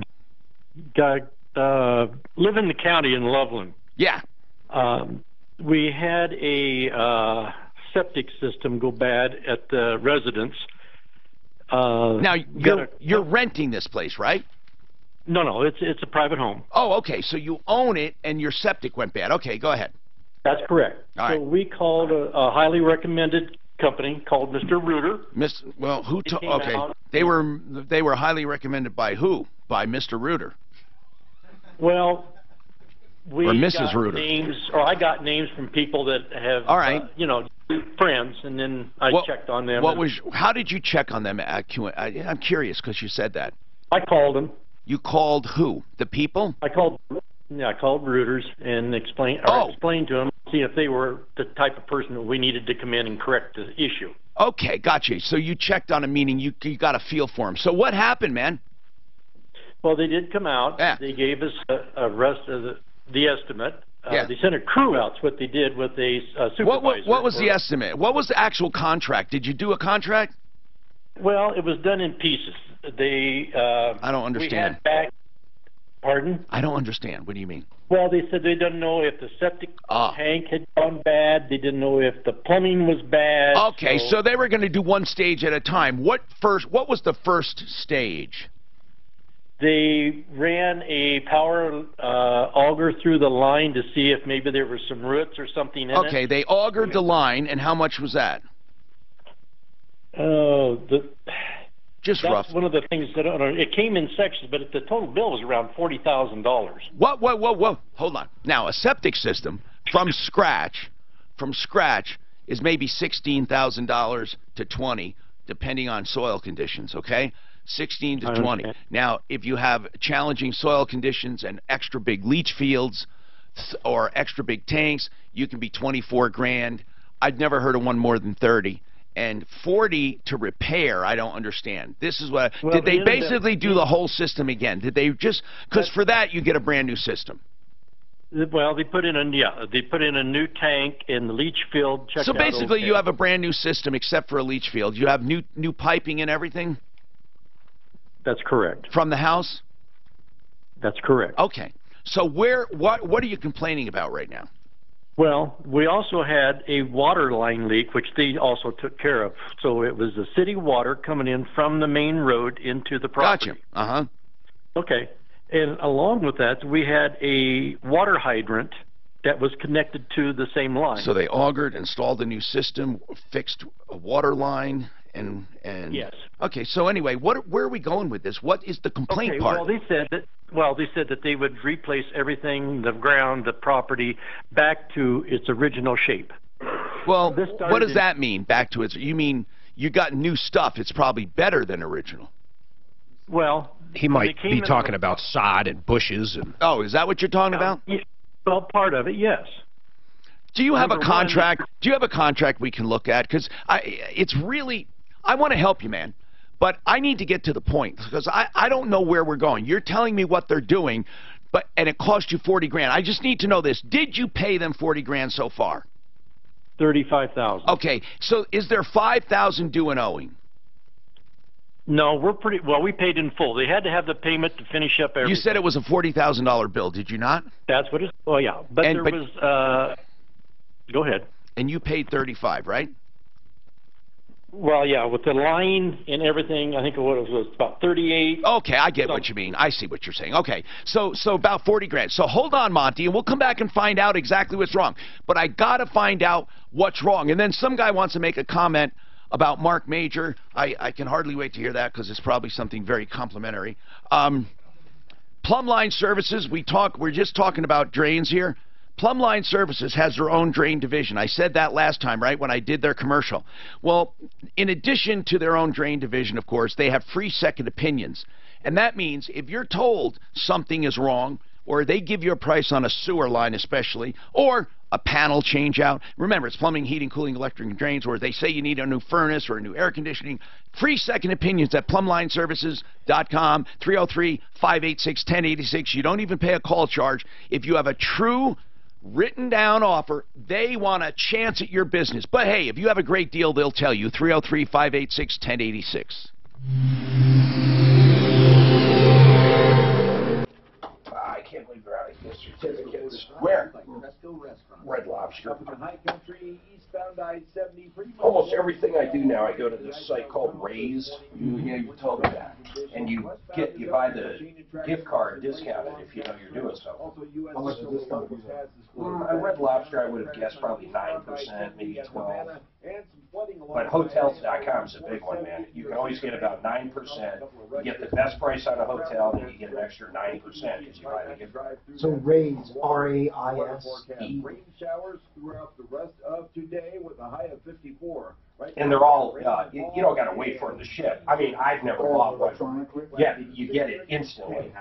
Now, the first one I bought when we were doing our Hawaiian thing was like $4,000, so they made me wait 24 hours to make sure it wasn't a stolen credit card. But since that one, it's every time. But think about it, man. It took me an extra 24 hours to save $400 in hotels. Now that, you got points in your credit card. Yeah, that's right. Plus, I get another 2% back on my venture card. So actually, yeah, that's a good point. It's a great point. It's an okay point. But I'm starting to do that. Why are they on Red Lobster gift certificates? That I don't know, man. Like they have when I pulled it up. They've got macaroni grills. Like I hate that place. Maybe every vendor just allows so many cards. Well, usually what they are is people that get them and they don't want to use them, so they basically sell them to Raise, and then Raise sells them. Oh, is that what it is? Yeah, most of them. I mean, there might be some that go direct, but I think most of them are. But like Olive Garden, Maggiano's, Macaroni Grills, Fuddruckers. I mean, you can find I everything. wonder what they pay for. Well, sometimes, like here, Fuddruckers, that's 10.2%. BJ's, never heard of it, 13%. Maggiano's, 7.3%. That's pretty good. We go there a lot. I like Maggiano's. But Raise is cool, man. And I've never had a problem using one. Not one. So you bought a gift card for Hotels.com. Yep, and then I book on Hotels.com. Do they do air miles too? If it's Raised? I saw I think I found a United one time. Because sometimes air miles won't allow you to transfer. The problem is, no, it's not mileage. Like right here, it's out of stock. But United Airlines, it's actually a United gift card. Sometimes cheerleaders say they were. Look at this. That's horrible. Walmart. They were paid to have sex, to pose nude. Well, they had to shoot in or Belize or whatever. Who is it? They said the Redskins cheerleaders, they had to be topless. Where is this at? Why did they have to? For their shoe day. Cheerleaders? Yeah. When was this? Just, I don't know, it just came out. I guess they got a lot of people. Required to post topless. And to be escorts and stuff. Escort sponsors? Well, escorts, that's a very, depends how you're using that word. Yeah. They're not even paying. Huh? It's mostly voluntary. Denver, they get $60 a game. Yeah, like $60 Dallas, a they game get or something like that. $150. Why? Why would they do it then? And they have some crazy rules that they can't talk to the players, and they can't. Right. It's just for fame. Yeah, exactly right. It's a stepping stone. Right. Well, I guess you might meet a football player or something. No, you're not supposed to date or talk to the football players. You really think they make $60? No, Well, Denver does. Now they it's get a gratuity more than anything. If they do a calendar, they might get some of the calendar proceeds. I heard this thing. One of the teams required the cheerleaders to go sell so many calendars pre-game. Oh, really? Yeah, and this girl said that she had a hard time having just the time to go do it and getting people. And her dad was like, And buying they were whatever hard. calendars that she couldn't sell just so she would make the minimum quota. It's crazy. Each Redskins cheerleader is And then they can only be so many pounds. So, yeah. So they said they're really on laxatives and stuff. And that's Two great. parts. Yeah. David Salisbury's no longer available. This is legal minute. I know. Gwen, first she wanted Larson. I gave her Larson's number. She said, I just need an attorney. We owe 140 grand in back. So I gave her the number. She goes, maybe I want to come on and ask Tom some advice. So 140 grand. That's a lot of dough.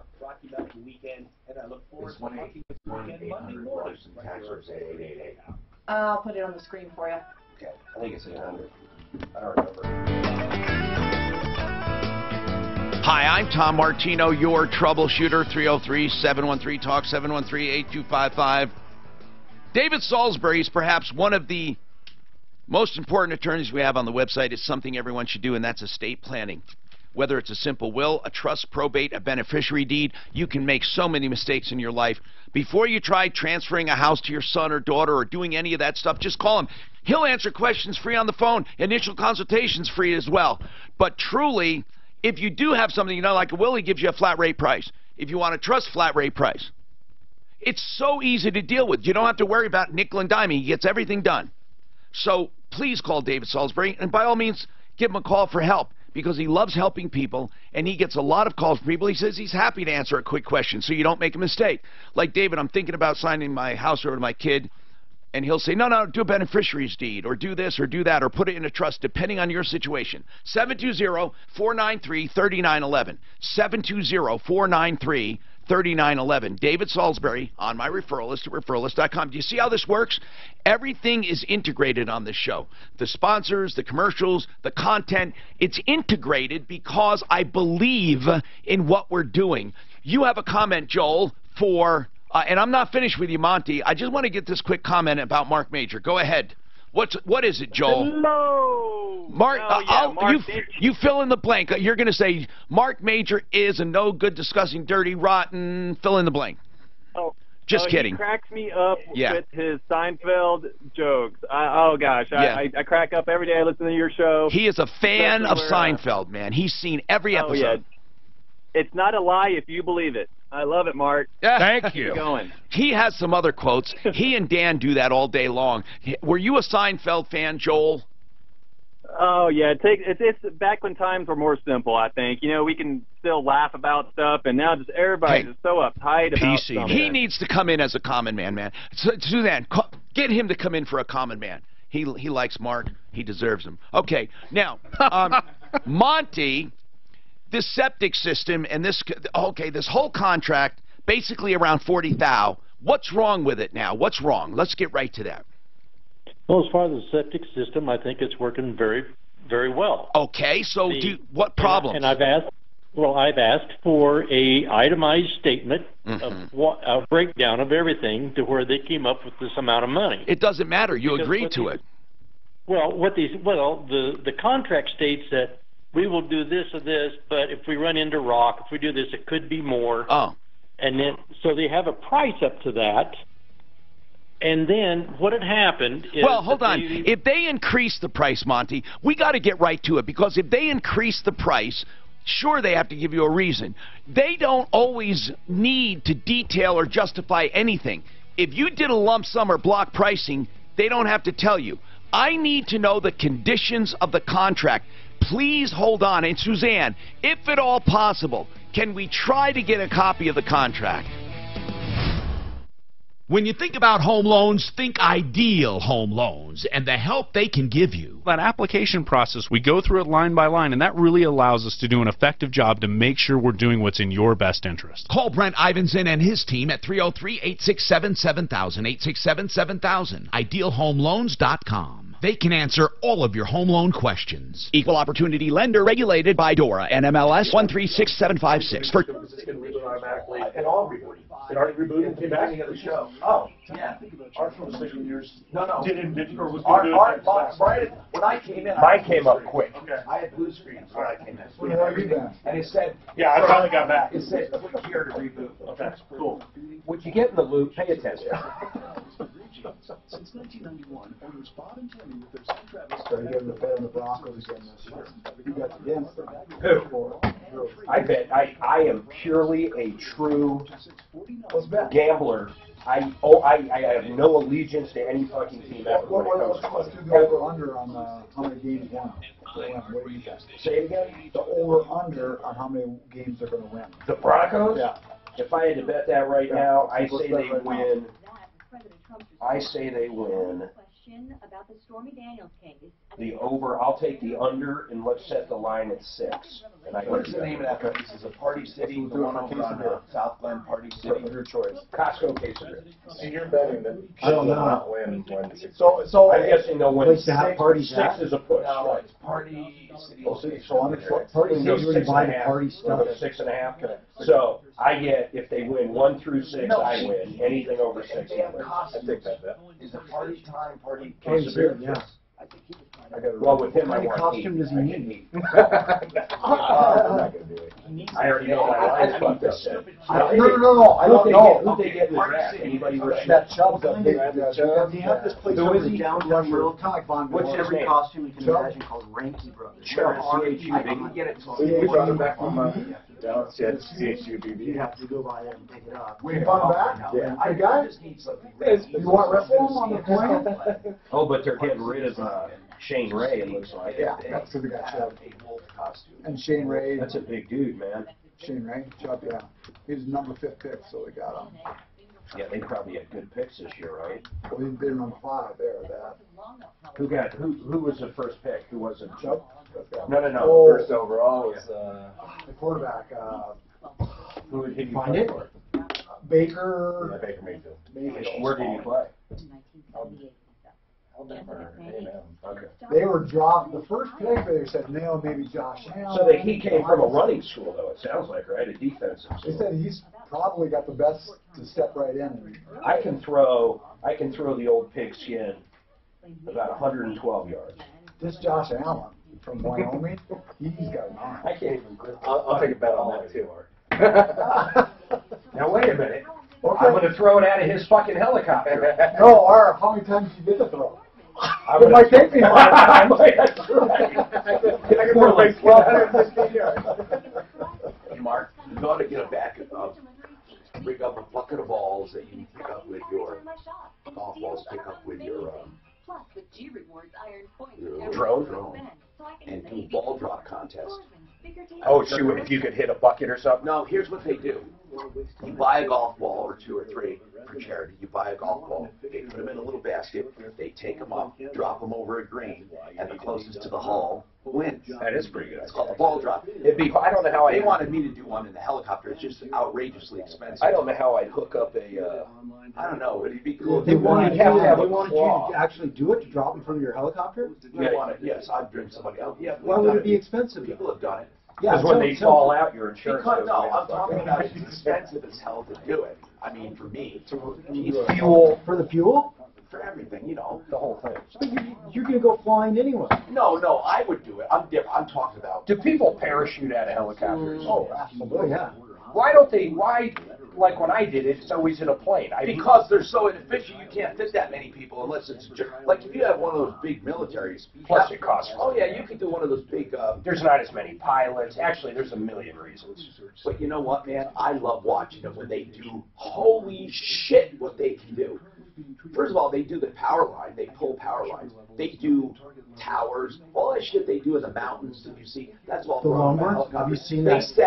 They set air conditioners and shit during the Hammond fire. High rises. But you know what? I'll bet you commercial drones they can make that can pick up. Why couldn't they? I mean, it's really just where it saves a ton of money right now. Could you imagine picking up flying power lines in what was it? The oil lines. You know, contract. They just go up. Helicopter.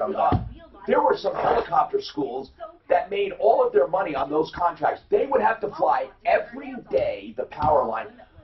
How freaking much is that?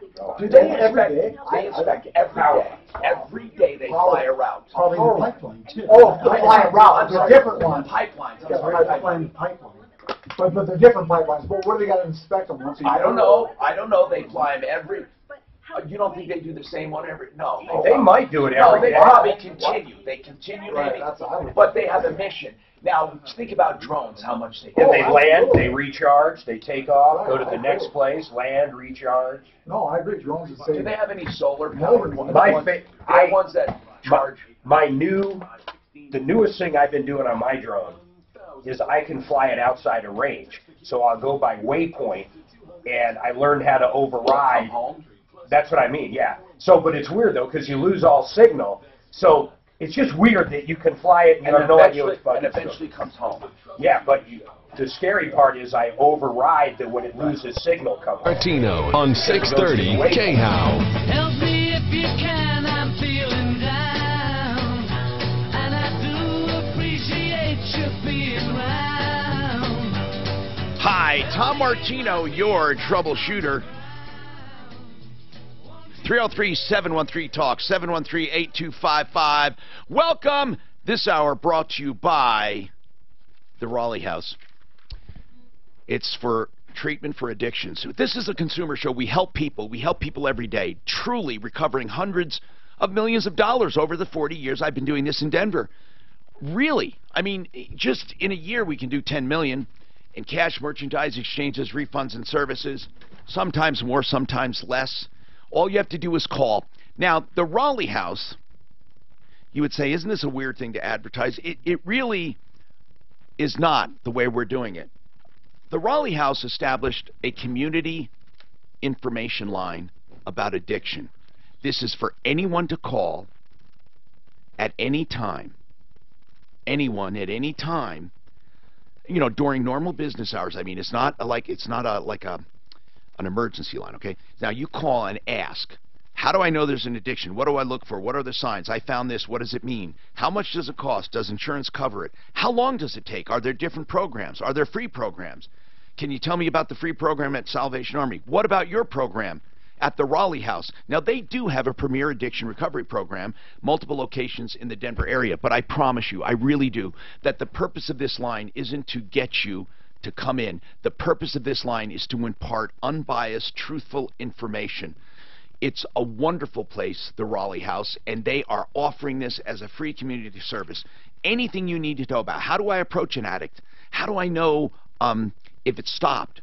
Does it stop? How do I know if my child is doing meth or on downers? Any question, 720-893-5559. 720-893-5559. Okay, Monty has a contract. I'm trying to get to the bottom line here. We have a couple lines open, 303-713-TALK, 713-8255. Excel Roofing in the house. And I do have some emails for Excel Roofing, and I want him to impart some wisdom. I know Jay always has things to say, truly, and I want him, in a minute here, to tell us what pisses him off about the industry. And I think that we will get some good information. So, Monty has this contract, I think. He wants to know, how did he come up with the price? He wants detailed information. Monty, it depends on what you signed. It's really funny, but we've had people do that before, where they agree to a price, and then at the end, I'm not saying this is you, by the way, Monty, but then at the end they say, well, I demand this, or I want receipts, or I want this, or I want that, and the contractor doesn't have to show you anything. They don't have to they don't have to parse it out, but it depends on your contract. I don't know what you signed, so tell me. But let me interject one thing. Go ahead, and then you can let me go. Go ahead. But the owner of the property, like I said, $42,000 was the original, or $40,000, and they wanted it all up. But what had happened is, the garage door was open. They saw 2 4-wheelers in there, and the contractor goes, wow, I'd love to have those 4-wheelers.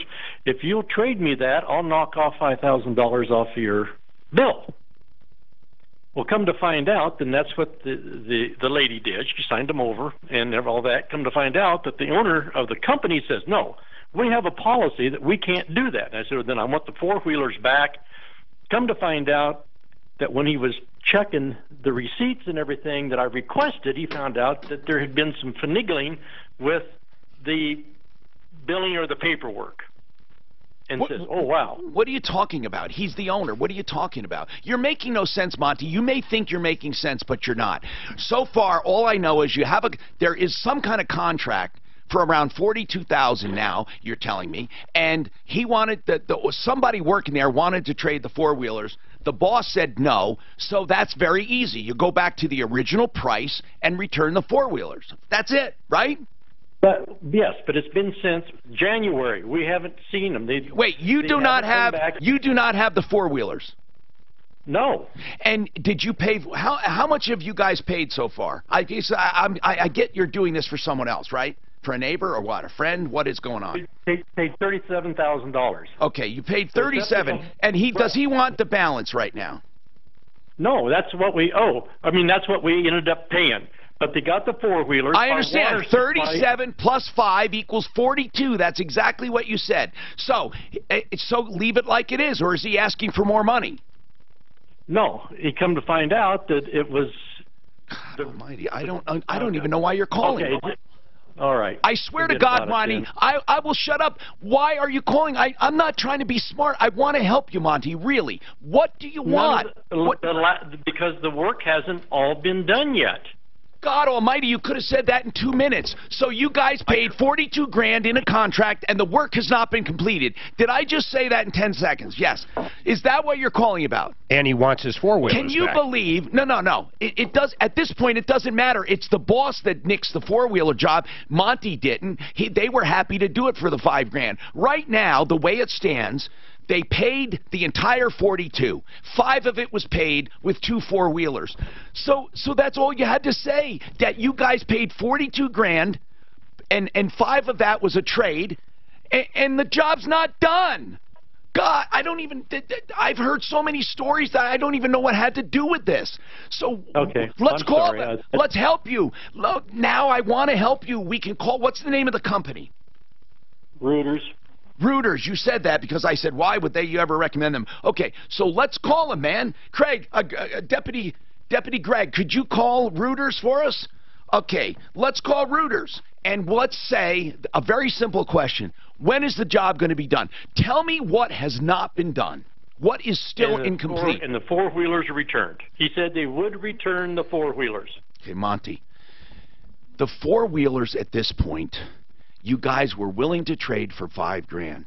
So you either get the four-wheelers or the $5,000. Okay, either one. Okay. The $5,000 was finagled on the billing by the guy that got the four-wheelers. No. So what you're saying? Let me get this straight. You're saying that the original contract was for 42. You guys have paid 37, but the only reason it was 42 is because the guy finagled the bill so he could make an extra $5,000. Apparently. So, Monty, it doesn't go that way. I mean, that's between the guy doing the work and the boss. You agreed to $42,000. I mean, why do you... unless he can... So you're telling me the boss of the company literally said to you...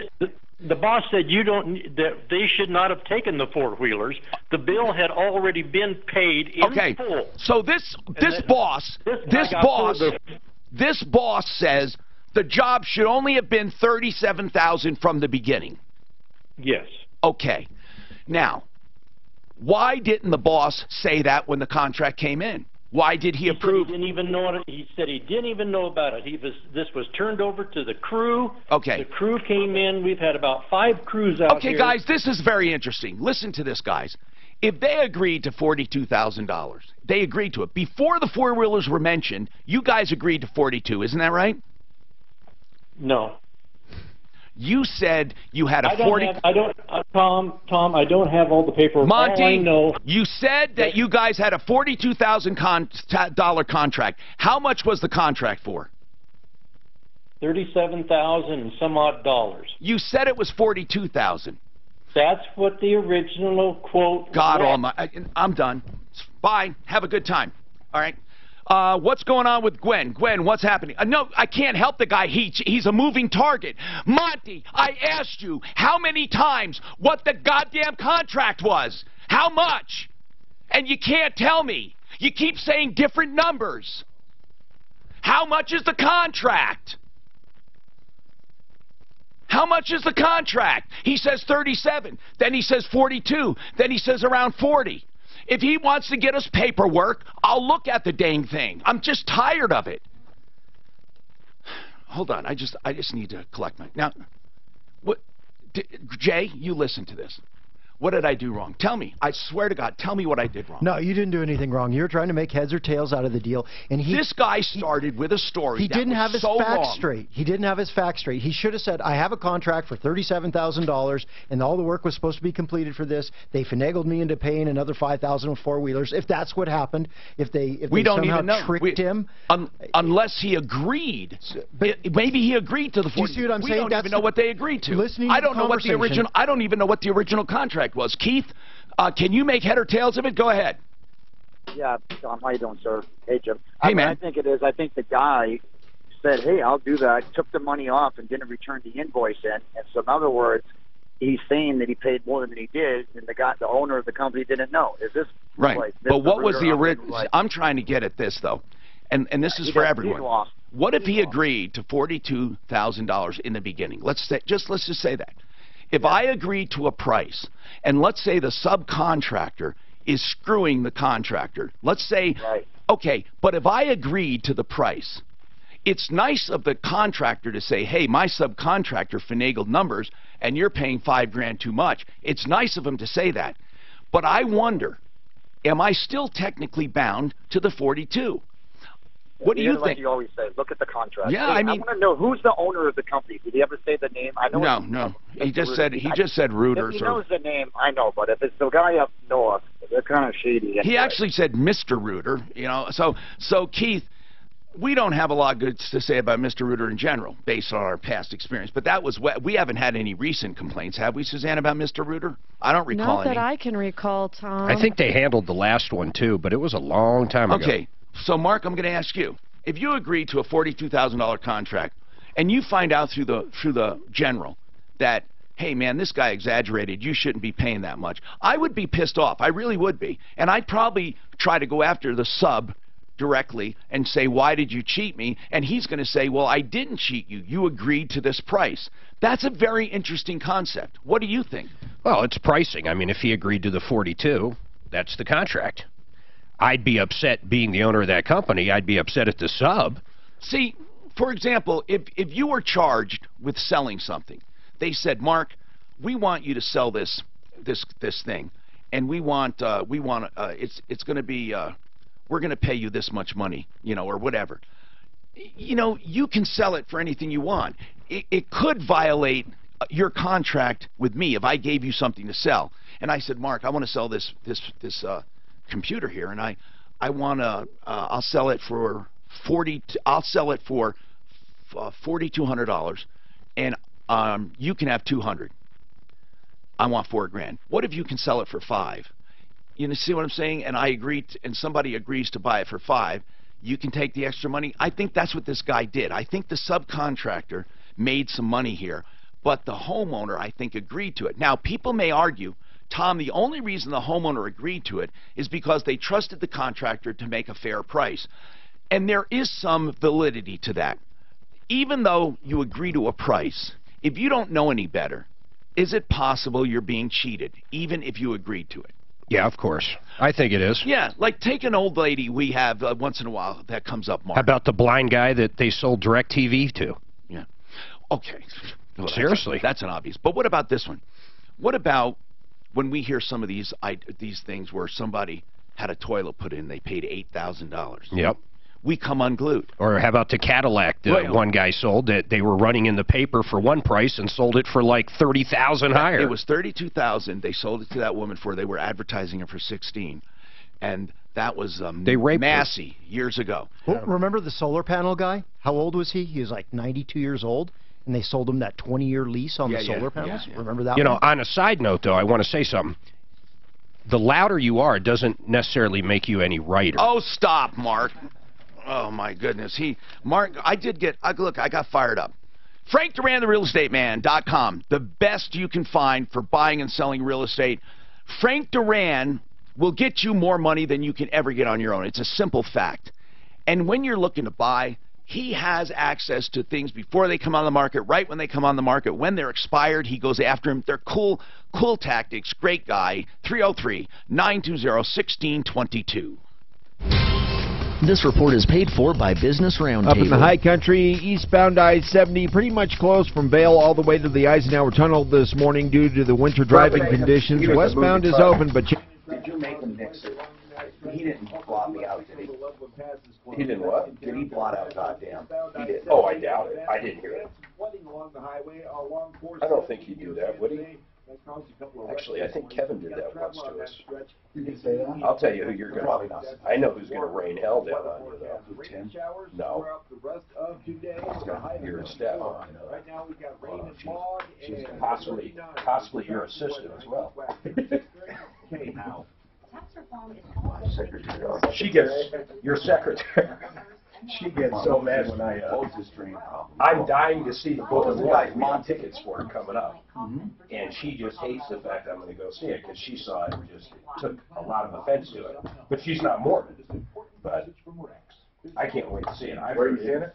Right here in Denver. They're coming pretty soon. We saw it in, I think at the deal. You know, they're good. It's hilarious. There are some irreverent religious comedies that I laugh my ass off on, but I don't like the hateful ones. I just don't like them. I mean, when they're really nasty. How do you know it's hateful? Oh, I don't think it is. Oh, okay. I don't think it is. I heard a lot of good things about it. I hear a lot of Mormons go see it. Stephanie and I went to see one that was, oh my God, I mean, it was just hateful. It wasn't right, man. I mean, it just wasn't. You should go see. Have you ever seen Dice play? Yeah. No, not in person. You know, online. You've seen like his HBO stuff. Yeah. God, I think he's just the funniest son of a bitch in the world. I don't know why this chick got offended. I just went up because I asked if she wanted to take a ride on a blondie pony. The first line I ever heard from him. Or let's do some mattress polo or whatever. He comes out on stage first time I see him. So I got my tongue up this chick's ass. Oh, no. What else are you supposed to do when you're in line at the bank? Can you imagine? Is he still around, though? I mean, oh, man, we were going to go see him. I wanted to see him last time we were in Vegas, but she didn't like that. Is this women tend not to like him. Okay. Simply Floors, Inc. Just remember that. That's the website. You can do all your shopping there, or you can go to 52nd and Ward. Simply Floors, Inc. Buddy Mitchell is one of the best business owners. I liken him to like Jay Brett's here with Excel Roofing. There are certain people that you love their business model, and you think they're good people, but then altogether, it's just, no matter what business they would run, Buddy Mitchell would do a superb job. He believes in maximum value because he knows he'll get referrals, and he's cheaper, less expensive than the big box stores, the exchanges, the mill outlets, and all of those by far. And you'll save 30 to 40%, sometimes more, on all of your flooring, all of it. And he has all of it: hardwood, laminates, luxury vinyl tile, carpeting, you know, all of it, okay? Ceramic tile. Give him a call. Well, not really. Go to simplyfloorsinc.com. Make your own appointment, okay? Designer services are included. Or drop by 52nd and Ward, simplyfloorsinc.com. You know, more and more people are going to the website model because they figure people can remember a website easier than they can numbers, because numbers in a sequence, unless it's 1, 2, 3, 4, numbers do not say something. Whereas simplyfloorsinc.com or frankduran, or troubleshooter.com, you can remember that much easier than you can a series of numbers. That's what, and so more and more people are putting everything on a landing page. And then when you get there, of course, all the phone numbers are there. Like excelroofing.com. I mean, but you'd be surprised probably with Excel. You have people that put an X and an L and then .com or Excel, EXSELL. I hope you've gotten all the. How about Ben Dinelli? You remember his number? Yeah. 1-800-ATTORNEY. Yeah. Now, Keith, what's going on with you? Well, since Mark likes Seinfeld so much, I thought I'd let him know, if he doesn't already. YouTube has an hour or more of outtakes on every season of Seinfeld, and they're hilarious. Really? All of the outtakes? I think I have them. I bought this coffee table book that looks like a coffee table, and it came with every DVD, and I think I have those outtakes. I wonder if they're the same. Maybe they are different. I don't know. Well, just look up Seinfeld. And, are they funny? You can pick by the season. Oh, I always like outtakes. Are they funny, Keith? Keith, do you like them? Oh, what, the outtakes or the show? The show in general. Well, yeah, I love the show, and the outtakes, some of them are a lot funnier than the show. It's the best show that's ever been on TV. One of the best. What's better? Name one better. No, I'm not saying better, but I'm saying as good. I think Big Bang Theory is every bit as good. Not anymore. It's fallen off the cliff. I think it's odd now. Although Young Sheldon is hilarious. If you watch that, it reminds me of a young Tom. I guarantee it. I love that show. And you know what, though, was funny? Just the other night, my kids and I were watching. We were watching, The Big Bang Theory, and the guy was saying, they were in a normal conversation in a tavern. He says, in my 4 years of high school, we're really happy, and they all look and say, you mean it took you 4 years to complete high school? Like, oh my God, what kind of an idiot are you? Gwen, this is a very serious problem. How did it happen? Tell us all about it. Well, things happen in life when you're in business, and it does. A lot of stresses and health issues, and we ended up in some issues with our office help. So you were in business for yourself? Yes, and issues with that, and then some lawsuits. You know how that goes, and just trying to right yourself after a few years. Ended up with about 4 or 5 years that the taxes didn't get done, and so we now got them all caught up, but we owe about $140,000 in taxes. So you have all of your filings done?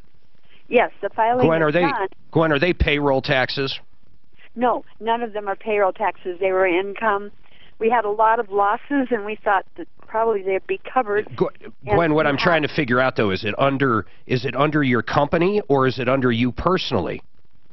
We are the company, and it's us personally. So you didn't have like an LLC or an S corp? Mark, what difference would that make with the IRS? They don't care. We took all the. We have a good account. When it comes to taxes, the IRS doesn't care. They're going to come after you. You know that, right? We had a good accountant, and we were able to use anything we could. No, but it doesn't matter. When you are in an entity, right, and that entity owes taxes, they're going to go to everyone responsible. If you own, go ahead. Okay, there's certain times where if the company goes bankrupt and you're not found personally, the owner's not always personally has to pay it back if, say, the accountant did it or something along those lines. Okay, it's more along the lines of you're saying an innocent victim. The trust fund portion, if that is what she's going, she'd have to pay. But if it's not a trust fund and the company was bankrupt, they wouldn't owe the taxes for the C corp or whatever it was. It depends.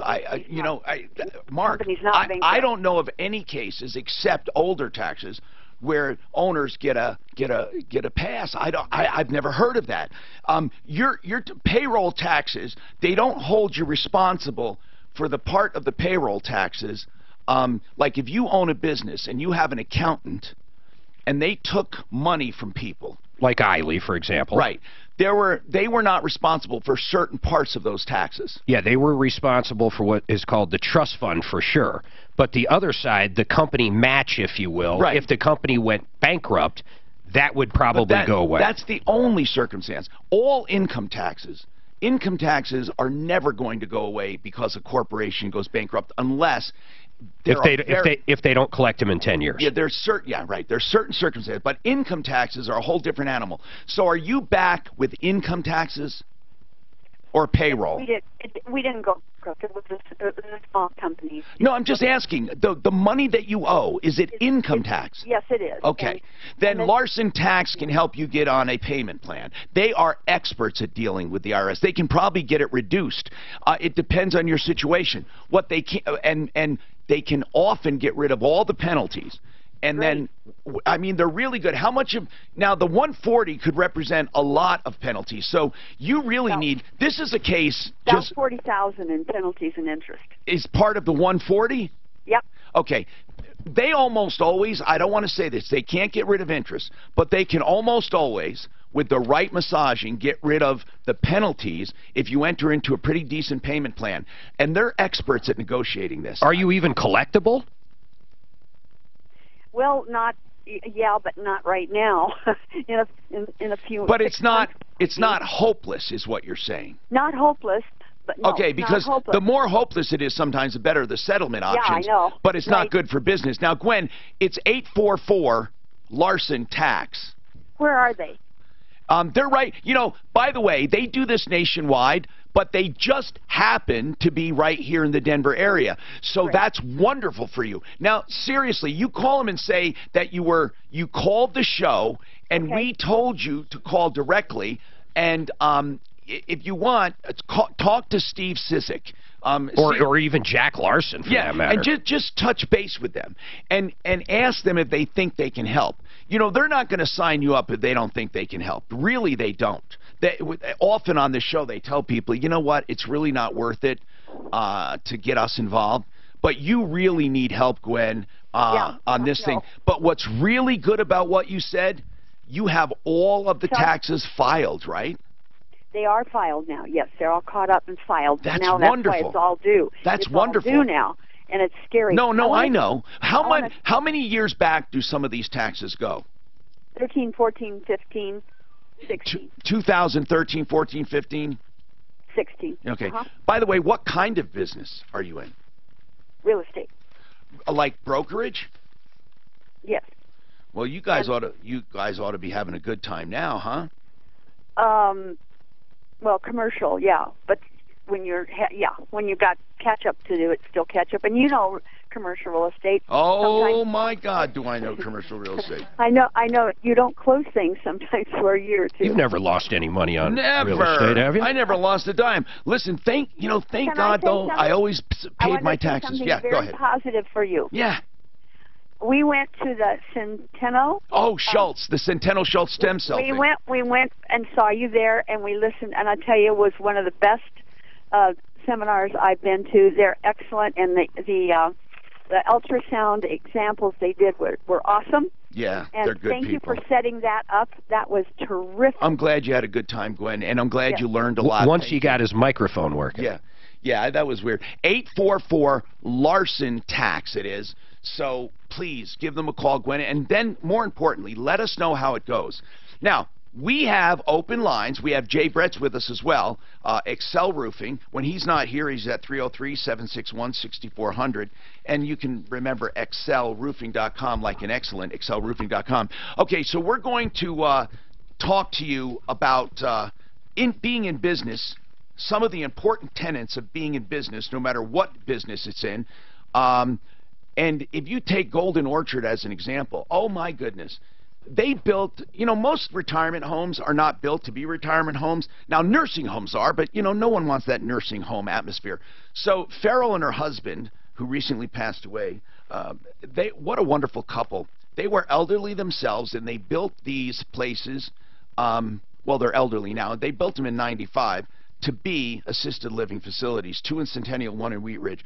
They did it on the pricing model that right now between $4,000 and $5,000. I don't know the exact amount. It pays for everything, the lunches, the meals. I mean the snacks, the outings, the room and the board. All of your services are included in one price. You don't get nickeled and dimed and feed for every little thing. They have very rarely vacancies. So even if they don't have a vacancy, unfortunately they come up, often. So please leave your name on a list or call them. Large patios, landscaped yards, and spacious bathrooms. They have one facility for Alzheimer's, dementia, and memory care. So please call now. 24-hour staffing, certified medical management. 303-795-0784. But better yet, go to the website, goldenorchard.com. This is Denver's talk station, 630 KHOW, an iHeart radio station. With having a website and not even bothering, except your name, Jay. It's a terrible name. Nobody got it wrong until Public Service changed their name. Everybody used to get it right. And then after Public Service changed their name, whenever the hell that How was, much time, sir? then everybody started spelling it X. This is the fucking strangest story. What is that, Mark? The one about the No, a superintendent, New Jersey, superintendent of a pretty big school district, making $147,504 a year. Not anymore. Actually, he's just on leave now. You guys couldn't guess what this fucking guy was doing. I bet you I can. I know you've been reading it. In a million fucking years. It's not like molesting kids or Breaking Bad or something? Was he? No, he did it. He was doing it constantly, all the time, for a long time. He was taking a shit on the football fucking field every fucking day, and they caught him on video. They set up cameras because they don't know who was pooping on the field. I guess he hated the football players. Maybe. A fucking superintendent. So you know a guy like that. I've heard some weird fetishes. There's other things in there that he's got. That's his school. He shouldn't have. There's other things that he's probably done. So they need to fire him. Authorities began hunting the mystery pooper after high school staff and coaches for football and track reported finding human feces on or near the field nearly every day. He'd start running the track at 6 a.m. and he'd take a fucking dump in the middle of the thing. Jesus, I mean, I can't even understand it. It's one thing going behind the tree and taking a lead. $150K a year. This guy's taking a shit on his own football field. Gets fired. You know, maybe the problem is he's a nutball. Maybe during his run it caused him to have to shit. Who are you to say that's not normal? maybe the son of a bitch was just so lazy. He just, when you first said it, I thought you probably had something against. Okay, say everybody did that. Say everybody went and shit on his lawn. Haiti. That's what happens in Haiti. Yeah, you're right. It's a shithole, literally. So when you see a bus stop, someone walking by, they had to take a shit and go shit on his lawn. Oh, what's the one with the Dumb and Dumber guy, where his wife is taken by a little midget? God, what is that? Me, Myself, and Irene. Me, Myself, and Irene. When he finally snaps, his neighbor always steals his paper. He walks over to the neighbor's house, just pulls his pants down, takes a big shit right there, and walks away. Fucking Jim Carrey. If I didn't hate him for his politics, he'd be the funniest man on earth. Oh, God. Really do? Out of this. Hi, Tom Martino here. 303-713-TALK, 713-8255. Okay. While we're racking up the calls and we have some lines open, we have plenty of time to take them. 303-713-TALK. Being in business, Jay, first of all, let's just talk about the roofing industry. What pisses you off? Tell me some of the things you don't like. Well, there's both things inside the business and outside. Give me an idea of things that frustrate the hell out of you. Consumers that are so dumb with their money because the insurance company gives them a check, they don't treat it like it's their own money, and they don't protect it well, and they'll sign that money over to roofers. Some guy that knocks on their door and they don't know anything about him, he walks out the door with $5,000 to $10,000 cash. You're right. Or the other way around, they keep the money in their bank, and now they have they start spending it, and when a roofer finishes the job, let's say someone like you doesn't take payment until the end, or takes most of it at the end. For some, you take nothing until the end, but some take a small down payment, some take whatever. They look for reasons not to pay. They do. Absolutely. Yeah, it happens because they want to keep that money, and almost no one wants to pay. They're insulted if you ask for the deductible. Well, I have faith in humanity, and the majority of people, you do them a really good job, they're going to pay you at the end of it, and everything's good. But there's this small amount of people, whatever it is, 2 to 3% of people, they're going to look for reasons to not pay you because they probably have spent the cash. And so that's when you have to start putting liens on houses and doing certain things. Yeah, it's too bad. Yeah, it's consumers that they're just not careful with their money, though, when they're choosing contractors. And you and I disagree about the money up front. I say wait. What do you mean disagree? Well, I don't think people should even pay for material up front, because if the roofer goes out there and installs the shingles incorrectly, what is the consumer going to do? Let me explain, please, my position before you disagree with it. What I'm saying is, with all business, any business in the world, I would love, and it would be great, if no one took a dime until it's done. I agree with all, okay? However, unfortunately, a lot of people would get burned, or a lot of people would cancel, and they wouldn't stick to a commitment. So here's what I'm saying, though. I said in roofing, I always say this, it's always best the way you do it. Pay at the end when everything's done, and you're satisfied. But if you must pay something, and there are roofers that can't do that, what you do, I say then only pay when work's begun, and only pay a portion. Don't pay ahead by a lot, or pay when materials are delivered, and then pay in stages. I'm not telling people that's the way to do it. I'm saying there are some roofers that do take money, and I will not sit here and say they're bad, don't go with them, if that's the only reason they're not going with them.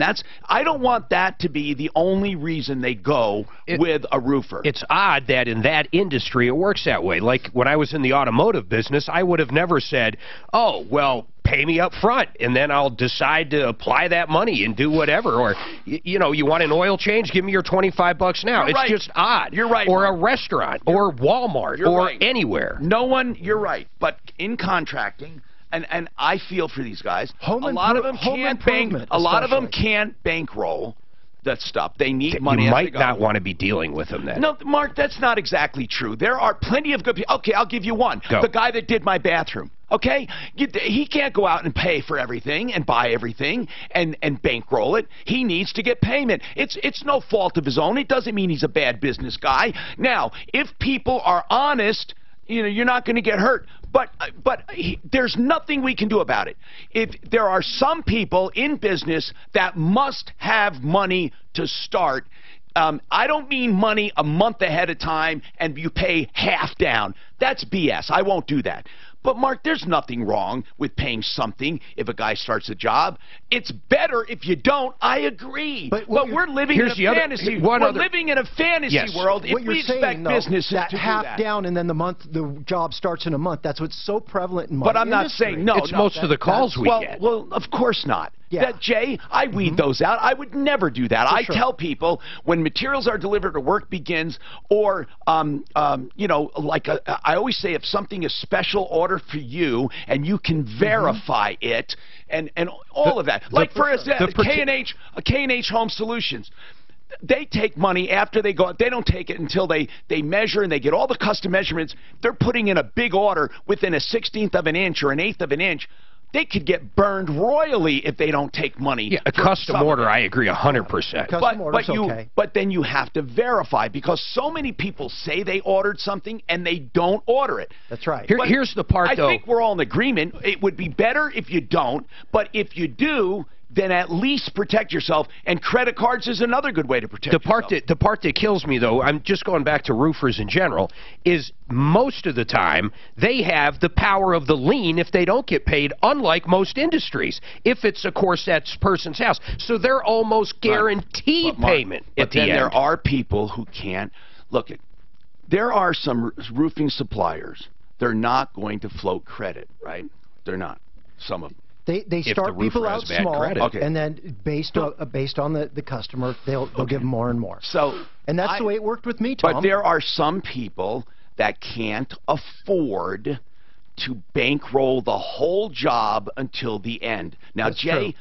Thank God you're in a position to do it, and I think it's brilliant and it's a good way to go. But I cannot and will not say that just because someone needs money in the beginning that they should be discounted and thrown off your list. You guys decide for yourself. Well, now, hold on. Let's take this sign your whole insurance check over blindly to a guy that knocks on your door, you don't even know his last name most of the time, and work's not going to start for 3 weeks, or they say, that's ridiculous. That's right. That's exactly right. But something that we've talked about before, and I call it the dirty little secret in the roofing business, most of the time when roofers are asking for money up front, what you have is a salesman, and as soon as he brings that $5,000 check into the office, the roofing company goes ahead and gives him a $500 or $1,000 advance. Of course. And that's against the Colorado roofing law, because if you pay money up front, that money's supposed to go to a special trust fund. Well, that's not just roofing. That's for all contracts. It's supposed to be put in trust for that job. However, we all know that never happens. None of these contractors have a special bank account when they're doing that. It's not a special bank account. It has to be earmarked for that job, meaning if you have 10 grand in trust for this particular job, you cannot spend money for that other job with this one while you're waiting for that guy to pay. But more importantly, though, you said something, if I do have a salesman on a job, that is considered part of that project because we've had that come up before. If you have money in trust for this deck, and you pay the salesman who sold that deck, if you pay him a couple grand, it's not violating the Contractors Trust Act if that guy sold that deck. The problem is, as you said, almost no one takes that money in trust. They use it, they put it in a big pile, and they use it indiscriminately. They're cash flowing. They shouldn't. That's right. They a lot of times they go out and buy a big, nice new truck. Yeah. Let's talk to Brian. He is he's on the referral list. He was one of the best property inspectors I've ever encountered. In fact, that's how I got him on the referral list. He was doing an inspection when I was selling my home. And I said, man, this guy is unbelievable. Then I hired him to do one that I was buying, and that's how the relationship started. What did you want to ask, Brian, or say? Okay, I got it. It's either ethical or I don't know. Okay, whatever. I'll ask it, and then you tell me. Legal or ethical, maybe. Yeah. Yeah, maybe. If I'm basically have a plumbing company or a sewer scope company that I use, and we actually schedule that appointment with our clients with them, and we don't take any kickback or anything like that because I feel that's unethical. Now, what you're saying is, let's say you find a problem with the drain in a property inspection, right? You're asking, is it unethical for you to recommend someone to do it? No. So what I'm saying is I'm hiring our company. What we do is we set up the schedule and everything, and we actually use this certain company to do all the sewer scopes for us. We schedule it with our client, and we don't ask for, we don't get any kickback. There's nothing wrong with you. There's nothing wrong with you using third parties to do certain parts of the inspection. Right, but I'm saying is, okay, let's just say that as my company, we charge $150 for the sewer scope. We hire this other company to do it, and then we pay them $110. There's nothing wrong with that. If you're coordinating everything, there's nothing wrong with that. I mean, Brian, as long as they're happy with the inspection fee, you say to them, my inspection costs X amount of dollars. Now, you don't do this every time. You just do it when you have a question, or do you do it every time? No, we do it. We schedule every time for okay, our clients. And it's part of your. And so, if somebody called and said, "I need an inspection, Brian," and you give me the price, it includes that $150, right? No. That's why I say I don't know if that's ethical.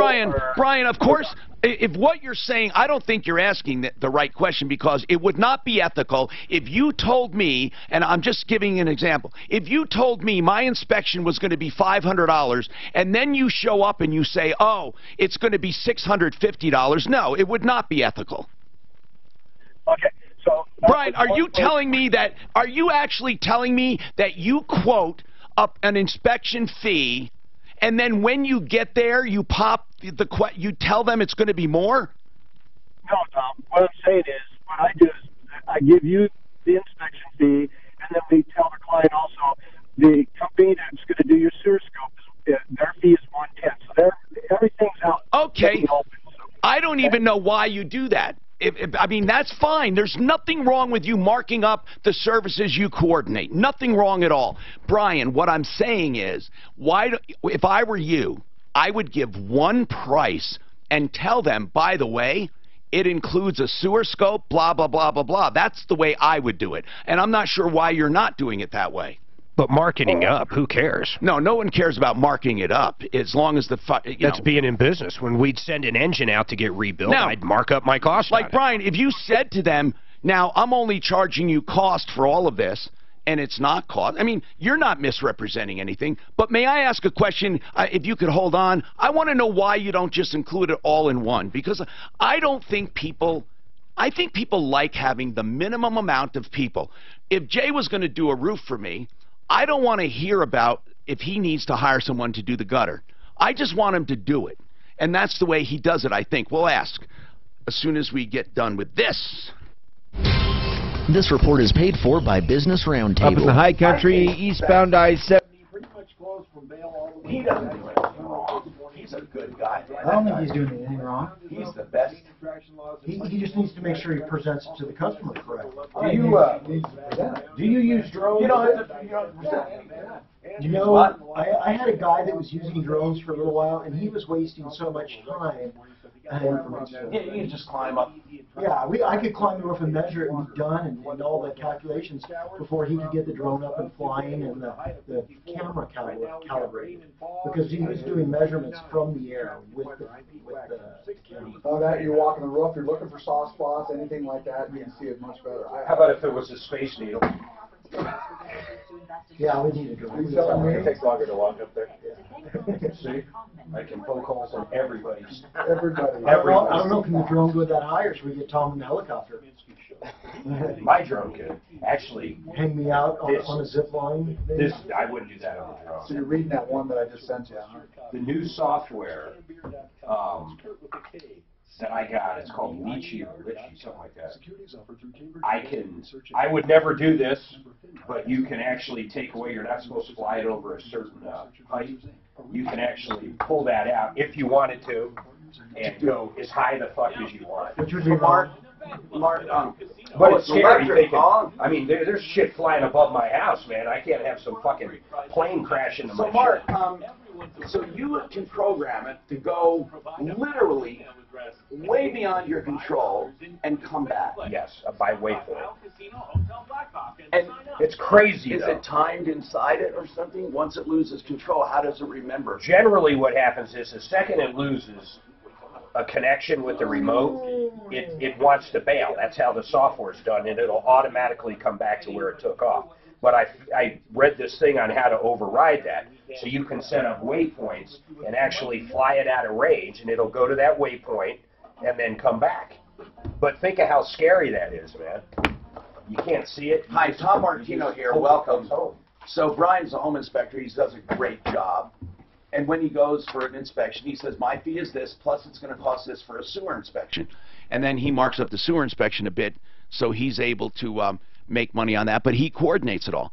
There's nothing wrong with that. I mean, that's like Jay. If I need gutters, I don't want to mess around with it. You know, you do it all. It's included as part of the deal. And I'm going to say, Tom, I'm going to do your roof and gutters for $10,000. And if I have a gutter subcontractor out there that does it for the gutters for $1,000, and then I mark it up to $1,500 or whatever it is in the deal, I think that's fair and ethical. As long as the price is agreeable, and as long as you don't misrepresent. Now, Brian, I think we covered it, unless you think, did you feel there was anything wrong with it? And by the way, my main question, why don't you just have just one fee and let people know it includes all that?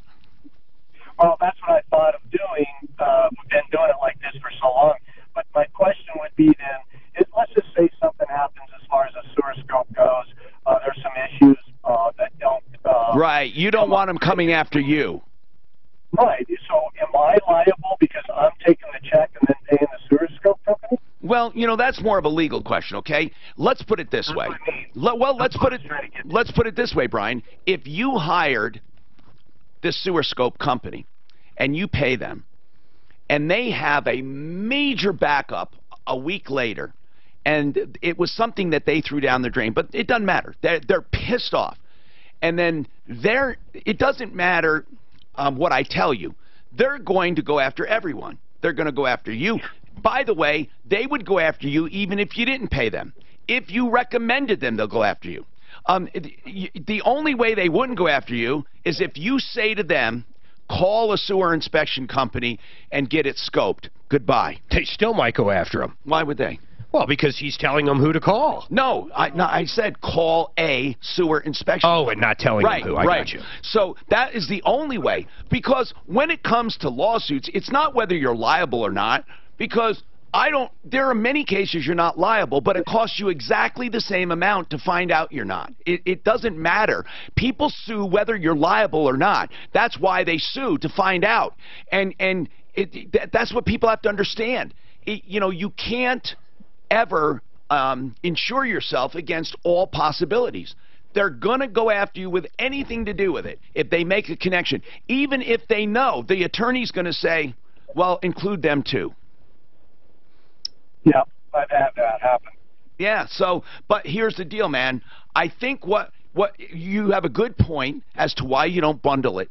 You don't want them to hold you responsible for plumbing or sewer issues. So if you had a list of sewer companies and said, here is a list to choose from or whatever, that might be different. But I still don't think it insulates you. I don't think anything insulates you when you get involved with it. No, I know it doesn't.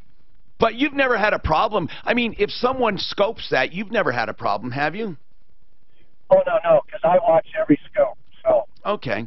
Yeah, and why do you think a scope for every inspection is something you want?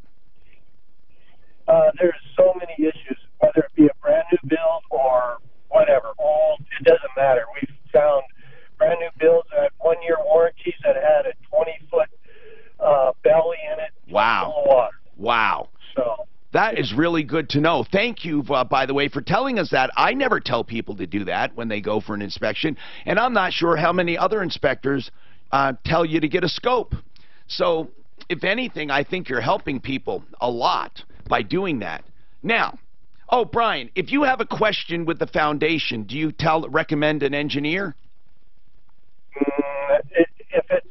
If it goes beyond my expertise as far as my knowledge, yeah, I will. But normally, I don't have to recommend an engineer. I usually can tell the people what they need to do to correct it. So. All right. Well, thank you. And he's with Eagle Property Inspections on the referral list. Eagle Property Inspections. How about, what do you think of this? How about if he had another company that does, he owns another company that does, say, HVAC, or let's say, I don't know, anything, roofing, and he finds a problem with the roof and he suggests his own company. But do you have a problem with that? I don't have a problem if he tells them up front, by the way, I own this roofing company. I mean, I don't have a problem with it. You see, the problem is not doing it. The problem is when it affects you. You know, people have said to me year after year after year, Tom, how possibly can you do a consumer show and do commercials? And I say, because I do commercials for people I know and trust. That's why. And I check them out. And they say, well, you know, that's not a journalist. But here's what I say. When you see the people sitting on 9 News, and then they go to a commercial, whether they like it or not, those commercials are supporting them directly, okay? I just happen to own the company, Troubleshooter Network. They don't own 9 News, but when he's on there doing his news report and they go to a commercial, those people represent Channel 9. But here's the thing. They don't check him out. They don't care who they have advertised. We know that. Media outlets don't care. There's no accountability either. Zero. No accountability. If you have a problem and you call Kyle Clark, call him and say, oh, you know what? The guy that sponsors your news, I have a problem with. What do you think he'll say? I don't have anything to do with that. You damn well do.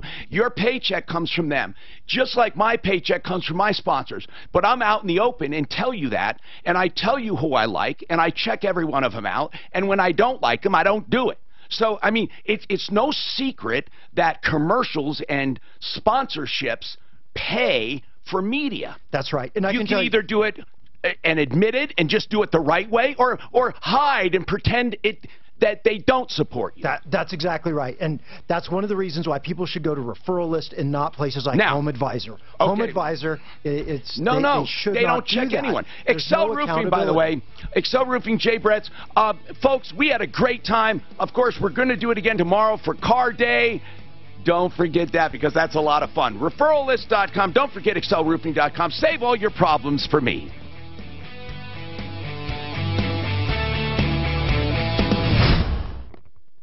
Spring is in the air. Time to think about your lawn and trees. Give Mr. Green Jeans Lawn and Tree Care Services a call. Mr. Green Jeans can make your lawn and trees look better than ever, and at up to 30% less than the other companies. If you need lawn fertilization or aerating, tree spraying or feeding, also irrigation service, you have to call Mr. Green Jeans.